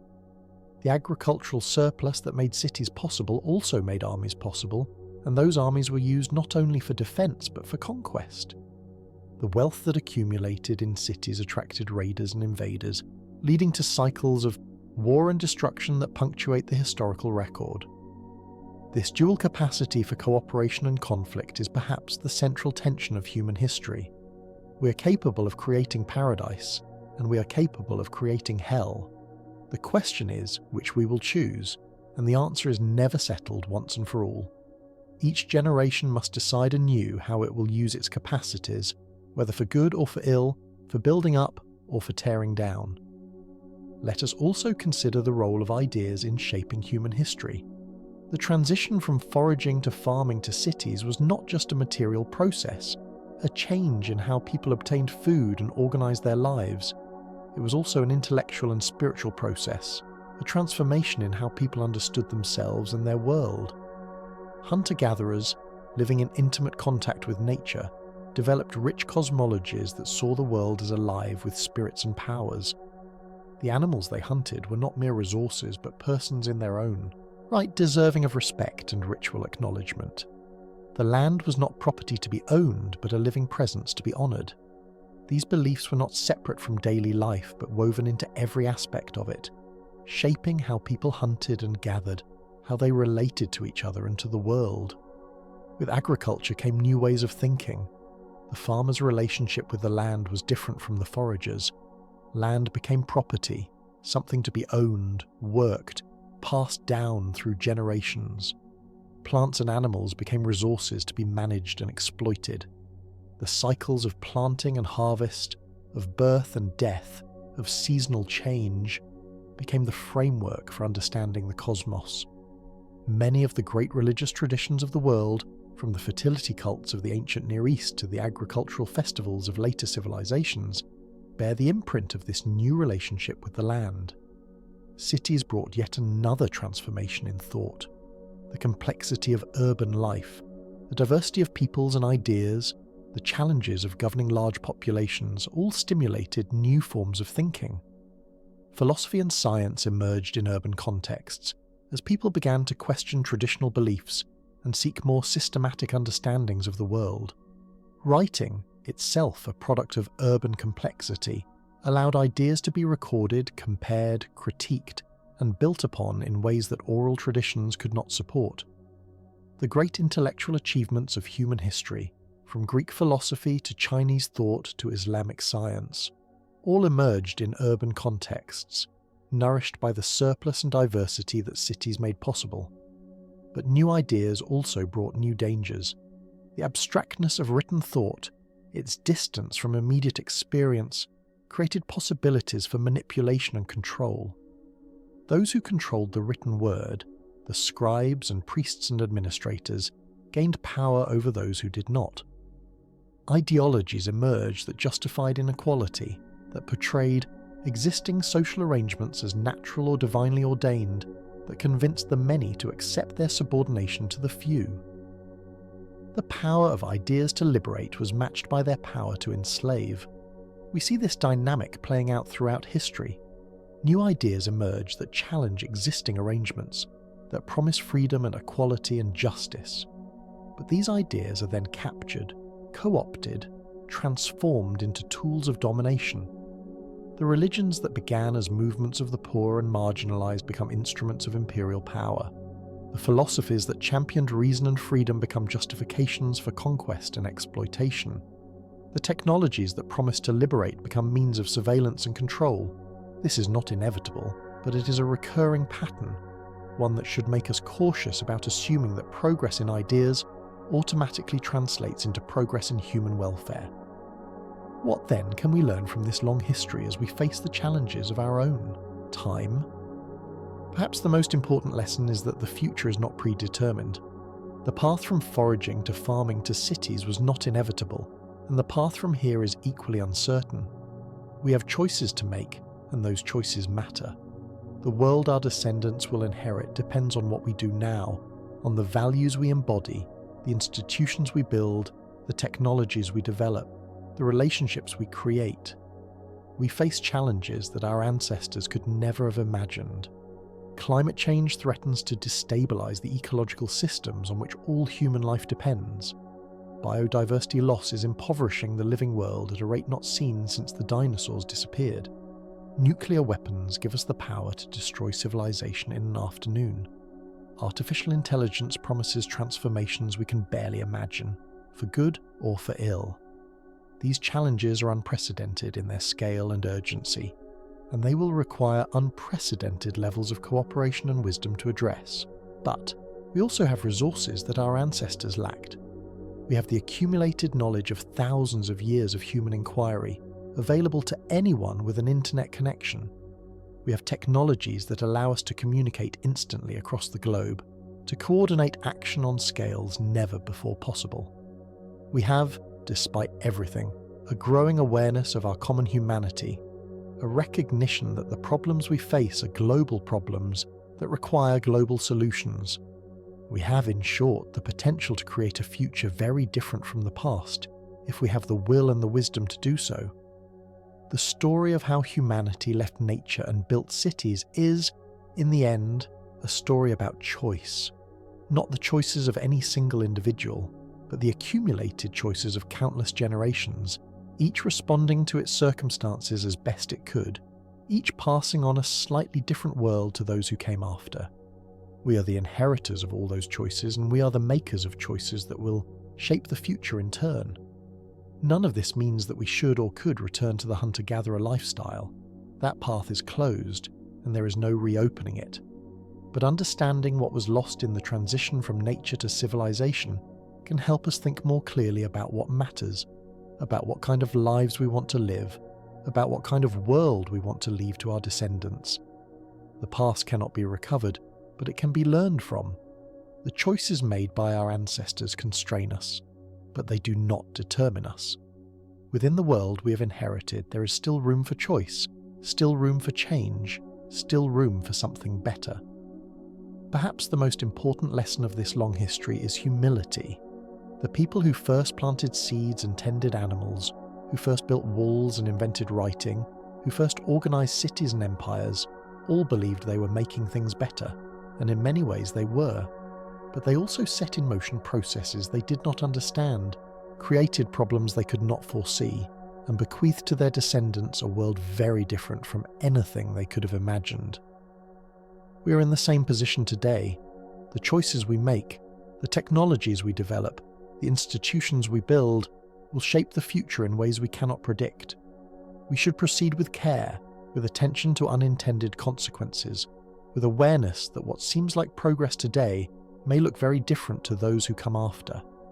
The night is growing late now, and perhaps your eyelids are growing heavy. We have travelled far together, from the savannas where our species was born to the cities that now house the majority of humanity. We have traced the threads of change that led from one to the other, the climate shifts and cultural choices, the inventions and innovations, the gains and losses that accumulated over 10,000 years. It is a story with no clear beginning and no ending, a story still being written by every person alive today. Perhaps you're wondering what happens next, where the story goes from here. The truth is, no one knows. We stand at a moment of extraordinary uncertainty, when the consequences of our transformation of the planet are becoming impossible to ignore. The climate is changing, the ice is melting, the seas are rising, the forests are burning, the species are vanishing. The bill for 10,000 years of agriculture and urbanization is coming due, and we do not know if we can pay it. But uncertainty is not the same as hopelessness. Throughout this long history, humans have shown a remarkable capacity to adapt, to learn, to change course when necessary. We have faced crises before, and we have survived them. The same creativity and cooperation that built the first cities and invented writing and sent humans to the moon can be applied to the challenges we face today. The question is not whether solutions are possible, but whether we will choose to pursue them. And that, in the end, is what this story is about. Not just what happened in the past, but what happens next. Not just how we got here, but where we go from here. You are part of this story, listener, wherever you are. The choices you make, the values you hold, the way you live your life, all of these are threads in the great tapestry of human history. You cannot determine the future single-handedly, but you can contribute to it. You can be a force for good, for wisdom, for compassion, for sustainability. You can help write the next chapter of this ancient story. As you drift towards sleep tonight, let these thoughts settle into the quiet spaces of your mind. Think of your ancestors, all the way back to the first foragers who walked out of Africa, to the first farmers who planted seeds in the Fertile Crescent, to the first city dwellers who looked up at the ziggurats of Uruk. Think of all they sacrificed, all they achieved, all they dreamed and feared and loved. They are with you still, in your bones and your blood, in the patterns of your thought and the longings of your heart. And think of your descendants, all the generations yet to come, who will inherit whatever world we leave them. They are with you too, in a sense their existence depending on the choices we make today. We are the bridge between the deep past and the far future, the living link in an unbroken chain of human life that stretches from the beginning of our species to whatever end awaits. The cities will still be here in the morning, humming with life, pulsing with the energy of millions of human beings going about their days. The sun will rise over the rooftops as it has risen for billions of years, indifferent to our small concerns, witnessing our brief moment on this ancient earth. And you will wake to another day, another chance to participate in this great story, another opportunity to add your own small thread to the tapestry. But for now, rest. Let the weight of history settle softly like a blanket over your mind. You have carried these questions far enough for one night. The questions will still be here tomorrow waiting for you. Patient as the stones of Göbekli Tepe, enduring as the walls of Uruk, ancient as the stars that watched our ancestors sleep beside their campfires, dreaming of a future they could never have imagined. Sleep well, wanderer. Sleep well, child of the foragers and the farmers, heir to the hunters and the builders, citizen of a world that is both ancient and new. The journey continues. The story is not yet finished. And somewhere, in the space between sleeping and waking, between memory and hope, the next chapter is already beginning to take shape. Good night.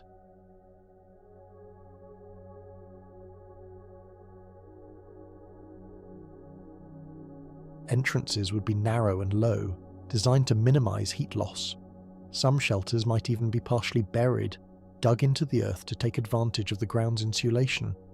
The permafrost beneath would be an enemy in some ways, but in others, an ally, a stable foundation that would not shift or sink. The construction of such shelters requires planning, cooperation, and skill. It is not work for one person, it demands a group. And that brings us to perhaps the most profound transformation that cold would impose.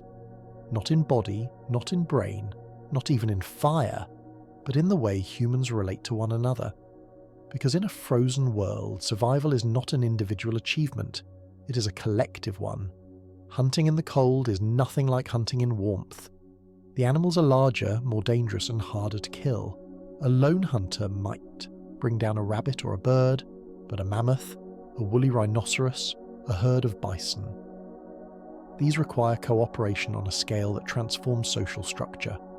A successful hunt involves scouting, where individuals range far from camp to locate herds.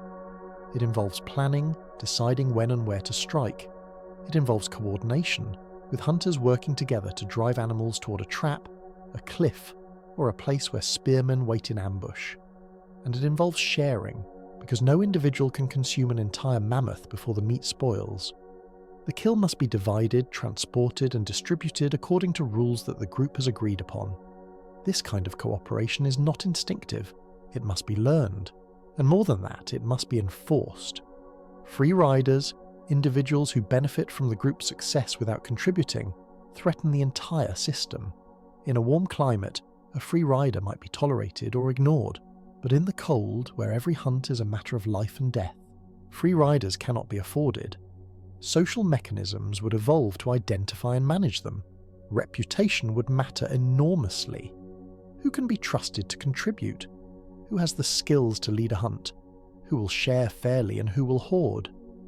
These questions would be answered not through written rules, but through observation, memory, and social pressure. Leadership would emerge, not as formal authority, but as earned respect. The best hunters, the most skilled firemakers, the elders who remember the harshest winters and the strategies that worked, these individuals would guide the group. Their knowledge would be invaluable, and because knowledge in a frozen world can mean the difference between survival and extinction, the transmission of that knowledge would become sacred. Children would learn not just by watching, but by doing, under the guidance of those who have mastered the skills. Stories would be told around the fire, not for entertainment alone, but to encode lessons, to remember the locations of resources, the behaviours of animals, the signs that predict weather changes. This emphasis on knowledge transmission would shape culture in profound ways. Language would become more complex, capable of expressing not just immediate needs but abstract concepts. Time, causality, probability. The words for tomorrow, for if, for because, would be essential. Teaching requires the ability to explain, to hypothesize, to correct, and that requires language sophisticated enough to handle nuance. In this colder world, language might have developed earlier and more richly than it did in our actual history. Every generation would inherit a more complex linguistic toolkit, each building on the last. Cooperation would extend beyond the hunt. Shelter construction, as we discussed, is a group effort. So is fire maintenance. In the harshest winters, keeping a fire alive around the clock might require shifts, individuals taking turns feeding the flames while others rest. Childcare would be communal, because parents cannot hunt and gather effectively if they must also watch their children every moment.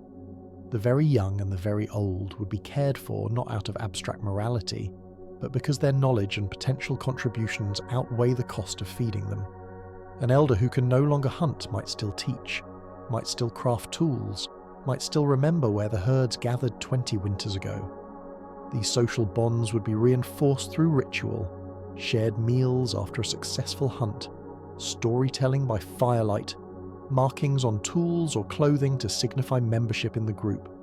Even burial practices, the deliberate interment of the dead with care and perhaps offerings, would serve a social function. They would affirm that every individual matters, that the group honours its members even after death. This is not sentimentality. It is the glue that holds cooperation together. If you believe the group will remember you, will mourn, you will care for your children if you fall, you're more willing to take risks for the collective good. In a frozen world, this web of cooperation, knowledge and trust would be the true engine of survival. Bodies could be powerful, brains could be large, fire could be mastered. But without the ability to work together, to share, to teach and to trust, none of it would be enough. The cold does not just forge individuals, it forges societies. And those societies, bound by necessity and shaped by hardship, would be the foundation upon which everything else is built. Now imagine these cold-adapted humans, not as distant figures in a thought experiment, but as ancestors. What would they have passed down to us? If we, here in the present, were their descendants, what traces would remain in our bodies, our minds, our cultures? This is where the alternate history we have been walking through begins to touch something real. Because even though humanity did not evolve entirely in the cold, we have been shaped by it more than we often realise, and imagining what we might have been can reveal truths about what we are.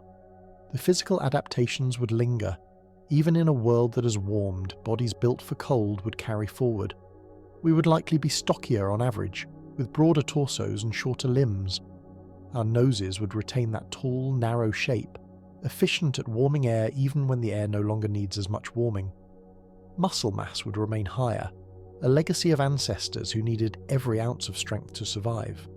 These traits would be written into our genes, slow to change even as the environment shifted. It would take thousands of generations of living in warmth before the selective pressures reversed and our bodies began to slim down, to adapt to heat rather than cold. But some traits might never fully reverse. Our metabolic needs, for instance. A cold-adapted human requires more calories to function. Even if the world warms and activity levels drop, the baseline metabolic rate might remain elevated, a relic of the past.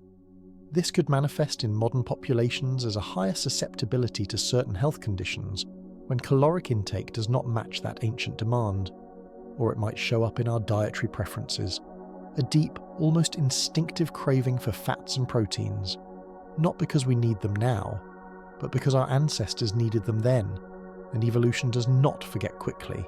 The brain would carry forward as well. A larger brain, shaped by the cognitive demands of cold, would not shrink easily. In fact, the modern human brain has been decreasing slightly in size over the past 10,000 years or so, likely due to changes in diet, lifestyle, and social structure as we moved into agricultural societies. But if our baseline had been larger to begin with, we might still possess brains that are significantly bigger than the ones we actually have. What would that mean? Potentially greater capacity for abstract thinking, for memory, for problem solving, but also greater metabolic cost. A civilization of people with larger brains might develop technology faster, might produce more innovation, but might also require more resources per person to sustain. Or perhaps the difference would not be in size, but in structure. The regions of the brain honed by cold, those responsible for planning, memory and spatial reasoning, might remain disproportionately developed. We might be, as a species, exceptional at long-term thinking, at navigation, at managing complex systems. The cultures that arose from such minds might value these skills above others. They might build societies organised around careful planning and resource management, because that is what the brain does best when it has been shaped by necessity. Waste would be minimised. Efficiency would be prized. The idea of living only for the present, of not planning for the future, might feel almost alien, and the social structures, those intricate webs of cooperation and trust, would leave their mark as well. A humanity forged in the cold would carry forward a deep emphasis on community, on collective effort, on the idea that survival depends on the group rather than the individual. This is not to say that individualism would be absent. Humans are too complex for any single trait to dominate entirely, but the balance would be different. Societies might be more egalitarian, because in the cold, hoarding resources is less effective than sharing them. The hunter who keeps an entire kill to himself gains little if the rest of the group starves and can no longer help on the next hunt.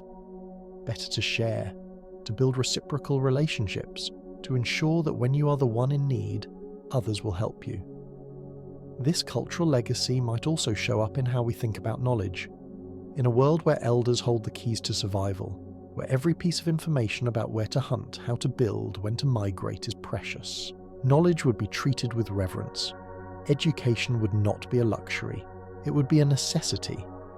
Every child would be taught, rigorously and thoroughly, because ignorance is lethal. In modern times, this might translate into societies that prioritise universal education, that invest heavily in passing knowledge from one generation to the next, that view the loss of traditional wisdom as a genuine crisis. Even our technology would reflect this past. Fire, the cornerstone of survival in the cold, might hold a symbolic significance that goes beyond its practical use. Homes might be built around central fireplaces, not because they are needed for heat anymore, but because they evoke something deep and primal. The hearth as the heart of the home, the gathering place, the space where stories are told and bonds are formed. This is not just nostalgia. It is the echo of a time when the fire was the difference between life and death. And perhaps most intriguingly, our psychological traits would carry forward. Anxiety, for instance. In a cold world, vigilance is survival. The individual who constantly scans the horizon for threats, who worries about whether there is enough food, who plans obsessively for the worst-case scenario, is more likely to survive than the one who relaxes and assumes everything will be fine. Over time, this vigilance could become ingrained, not just as a learned behaviour, but as a baseline temperament. A humanity descended from cold-adapted ancestors might, on average, be more prone to anxiety, more cautious, more risk-averse, not out of weakness, but as a legacy of strength, the traits that kept them alive. Yet there would be trade-offs. A brain built for planning and memory might struggle with spontaneity. A body built for strength might be less efficient at endurance. A culture built around cooperation might be slower to adapt when conditions favour individual initiative. No evolutionary path is perfect. Every adaptation closes off certain possibilities even as it opens others. The humans of this colder world would not be superior to us. They would simply be different, shaped by different forces, carrying different strengths and different weaknesses. Yet there would be trade-offs. A brain built for planning and memory might struggle with spontaneity. A body built for strength might be less efficient at endurance. A culture built around cooperation might be slower to adapt when conditions favour individual initiative. No evolutionary path is perfect. Every adaptation closes off certain possibilities even as it opens others. The humans of this colder world would not be superior to us. They would simply be different, shaped by different forces, carrying different strengths and different weaknesses. But let us continue deeper into this frozen world, beyond the physical and cognitive adaptations, into the daily rhythms that would define life. Because understanding what we might have been requires walking through not just the grand evolutionary forces, but the small moments, the quiet details, the textures of existence that would shape every hour of every day. The cycle of seasons in a perpetually cold world would be different from anything we know. There would still be variation, certainly. Even in the depths of an ice age, the planet experiences rhythms, but the range would be compressed. Where we might experience the shift from freezing winter to warm summer, a cold-adapted humanity would know only degrees of cold. Winter would be brutal, deadly, a time when survival itself becomes the only goal. Summer would not be warm, but merely less cold. A brief window when the ice retreats slightly, when meltwater flows, when the sparse vegetation of the tundra springs to life in a desperate rush to grow and seed before the freeze returns. This abbreviated growing season would shape everything. The animals that survive in such a world must be hardy, able to extract nutrition from the tough grasses, and lichens that manage to grow. Reindeer and caribou, with their ability to digest plants that would starve other herbivores. Musk oxen, standing firm against winds that never cease. And the great woolly mammoths, those icons of the Ice Age, with their layered coats and curved tusks perfect for sweeping snow aside to reach the vegetation beneath. These would be the prey. These would be the reason humans could exist at all in such a place. The hunting of these animals would not be casual or opportunistic. It would require intimate knowledge built over lifetimes, understanding migration patterns, knowing when the herds move and where they go. Recognizing the signs of animal behavior, the way a herd shifts when predators are near, the calls they make to warn each other, the weak individuals that lag behind. This knowledge would be passed down with the same care as the knowledge of fire, because a successful hunt might feed the group for weeks, a failed hunt might mean starvation. The act of hunting itself would be theatre and strategy combined. Patience measured in hours or days, positioning the hunters where the animals would pass, using natural features of the landscape, a narrow valley that funnels movement, a cliff edge that offers no escape, a frozen lake where running is treacherous. The hunters would not charge in recklessly. They would wait. They would coordinate with gestures and signals practiced until they become instinct, and when the moment came, they would move as one unit with a single purpose. The weapons would be simple but effective. Spears with stone points, hafted carefully onto wooden shafts. The throwing spear, launched with the aid of an atlatl, a tool that extends the arm and multiplies force, allowing the spear to fly farther and strike harder. The thrusting spear, heavier and more robust, used when close combat cannot be avoided. Each weapon would be maintained constantly. A dull point is a liability. A loose haft is a death sentence. Before every hunt, the weapons would be checked, adjusted, and if necessary, repaired. This is not superstition. It is practical wisdom born from watching what happens when tools fail. After the kill, the real work begins. A mammoth, massive and unwieldy, cannot simply be dragged back to camp. It must be processed where it falls. Butchering in the cold presents its own challenges. Meat freezes quickly, which is both blessing and curse. Frozen meat preserves longer, yes, but it also becomes harder to cut, harder to separate from bone and sinew. The hunters would work fast, their breath steaming in the frigid air, hands moving with practiced efficiency despite the cold numbing their fingers. The first cuts would be strategic. Open the body cavity to access the organs, the liver, rich in nutrients, the heart, dense with protein, the fat deposits, precious beyond measure. These would be claimed first, divided according to the rules the group has established. Not equal shares necessarily, but shares that reflect contribution and need. The hunter who made the killing blow receives honour, the elder who guided the strategy receives respect. The nursing mother receives extra, because her body feeds not only herself, but the next generation. Nothing would be wasted. The hide would be carefully removed, a task requiring skill to avoid damaging the skin. A good mammoth hide, thick and well preserved, could serve many purposes. Shelter covering, blankets, wrapping for the dead, even footwear, cut and sewn into boots that provide essential insulation against the frozen ground. The bones, massive and durable, would be collected for tools and construction. Ribs become structural supports. Long bones become hammers and wedges. Even the tusks, though difficult to work, could be shaped into implements or used whole as levers and stakes. The meat would be divided into portions that can be carried, strips cut from the muscle, bundled and tied, chunks of fat carefully preserved, even the intestines, cleaned and prepared, could serve as containers or as casing for preserved meats. The transport back to camp would be a communal effort, everyone carrying what they can, moving in a line across the snow, and in camp, the processing would continue. Some meat eaten immediately, cooked over the fire and consumed while hot. Other meat preserved for the future. Preservation techniques in a frozen world would be sophisticated. Freezing is the obvious method, but it is not always reliable. Temperatures can fluctuate. Scavengers can steal. Better to smoke the meat, hanging strips near the fire where the smoke permeates the flesh, adding flavour and creating a barrier against rot. Or to dry it, laying it on racks in the cold, dry air, where it desiccates into something hard and long-lasting. This dried meat, later known as pemmican when mixed with fat and berries, would be survival food, dense with calories, light enough to carry and stable enough to last months. The fat would receive special treatment. Rendered over low heat, it separates from impurities and becomes a pure golden substance that can be stored in containers made from bladders or sections of intestine.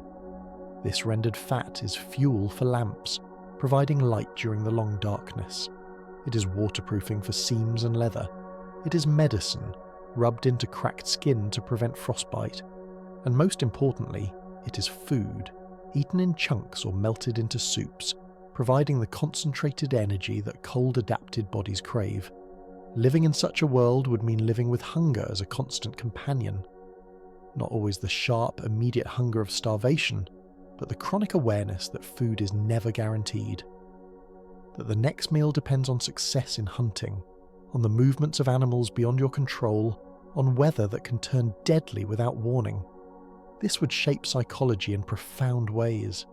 The relief of a full belly would be sweeter than anything we can imagine. The anxiety of watching food stores dwindle would be a weight that never fully lifts, but there would also be abundance, strange as that sounds. When a hunt succeeds, when a mammoth falls and feeds the group for weeks, there would be celebration. Not wild or wasteful, but genuine. Songs around the fire, stories of the hunt told and retold, each telling adding embellishments, building the event into something larger than itself.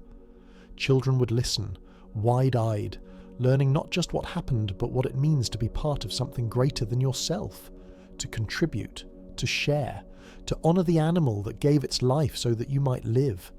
These stories would serve multiple functions. Entertainment, yes, during the long dark hours when there is nothing to do but sit by the fire and wait for dawn. But also education, encoding practical knowledge in narrative form. The story of the mammoth that turned and charged teaches wariness. The story of the hunter who ventured onto thin ice and fell through teaches caution. The story of the clever trapper who used the wind to mask his scent teaches strategy. Every tale contains lessons, and children absorb them without realizing they are being taught.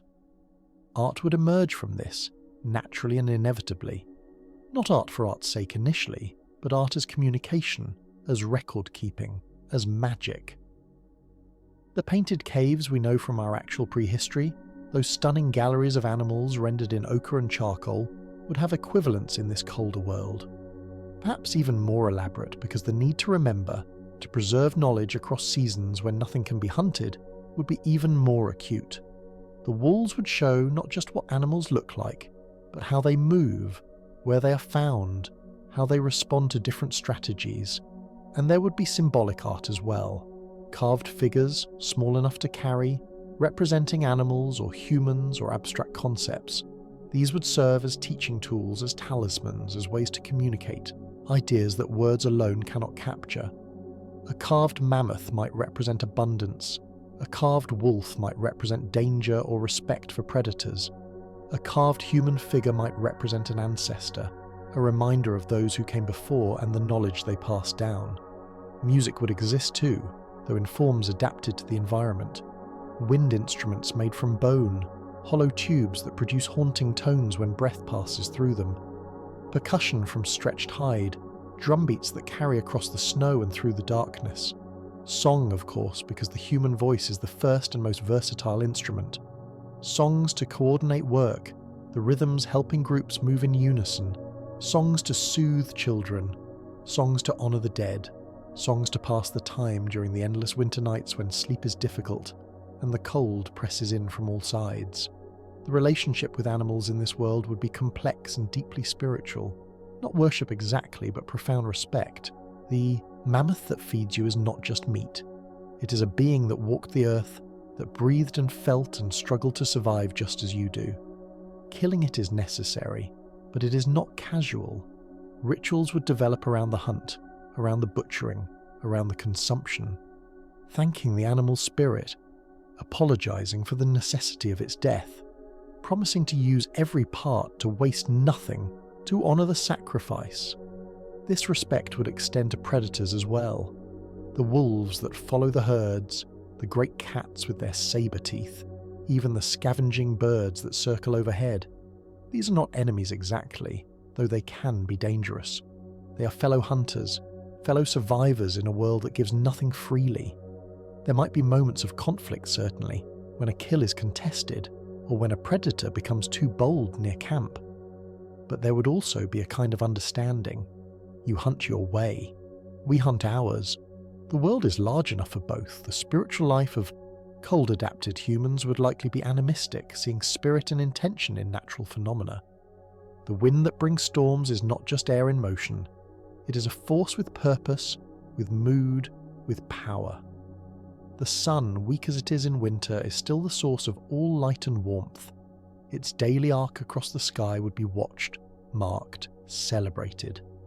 The longest night of the year, when the sun barely rises above the horizon, would be a time of anxiety but also of hope. Because after that night the days begin to lengthen, slowly, imperceptibly at first, but lengthening nonetheless.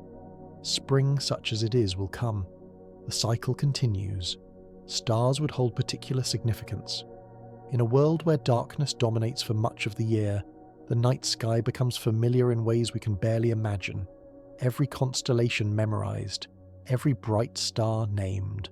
The movements of celestial bodies tracked not with instruments, but with careful observation over years and decades. The stars do not just provide light, they provide navigation, orientation when the land is featureless and covered in snow. They provide the calendar, marking the passage of time and the approach of seasonal changes. And they provide wonder, those distant points of light that never change, that always return to the same positions, that suggest order and pattern in a world that often feels chaotic. The concept of time itself would be understood differently.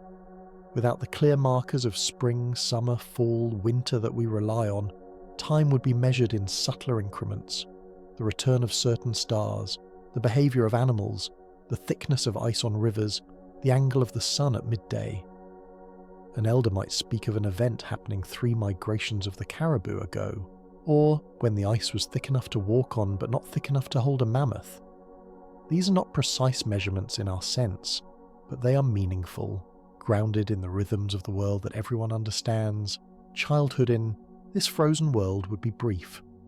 Not because life is short, though mortality rates would certainly be higher than in our modern world, but because usefulness cannot wait. A child of 5 or 6 winters would already have responsibilities, carrying water, gathering small sticks for kindling, watching younger siblings.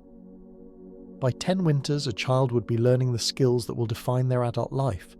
Boys accompanying men on hunts, not as active participants yet, but as observers, carriers, helpers.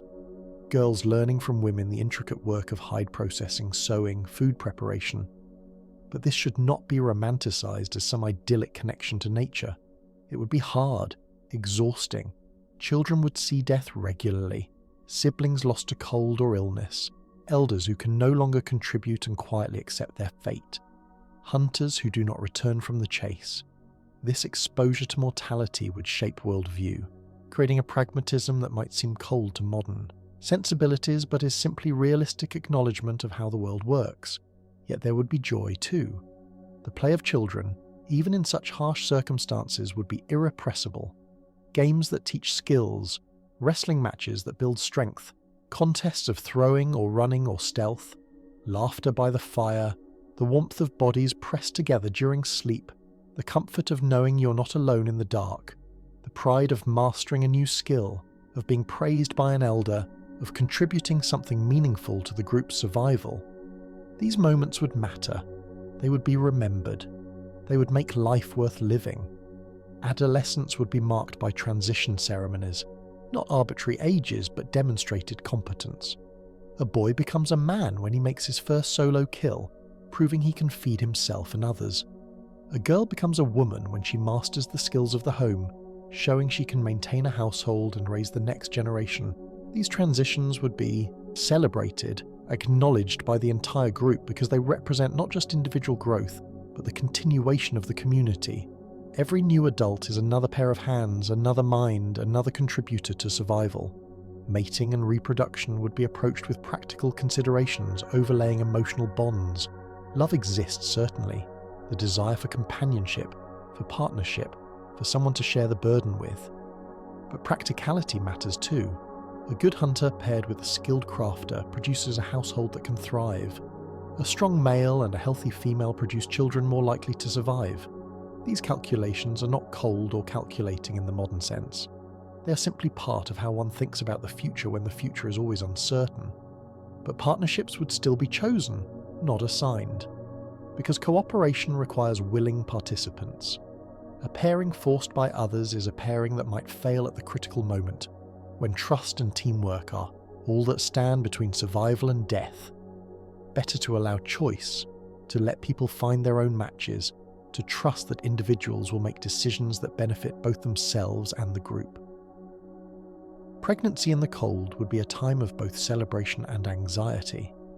A child represents the future, the continuation of the line, new hands that will one day contribute. But pregnancy is also vulnerability. A pregnant woman cannot hunt as effectively, cannot run if danger threatens, cannot work as hard in the final months. The group must support her, must provide for her, and this requires resources that are always scarce. Yet it would be done, because without children, there is no future. The investment is essential, even when it is costly. Childbirth itself would be dangerous, more so than in our modern world with its medical knowledge and interventions. Women would die, babies would die.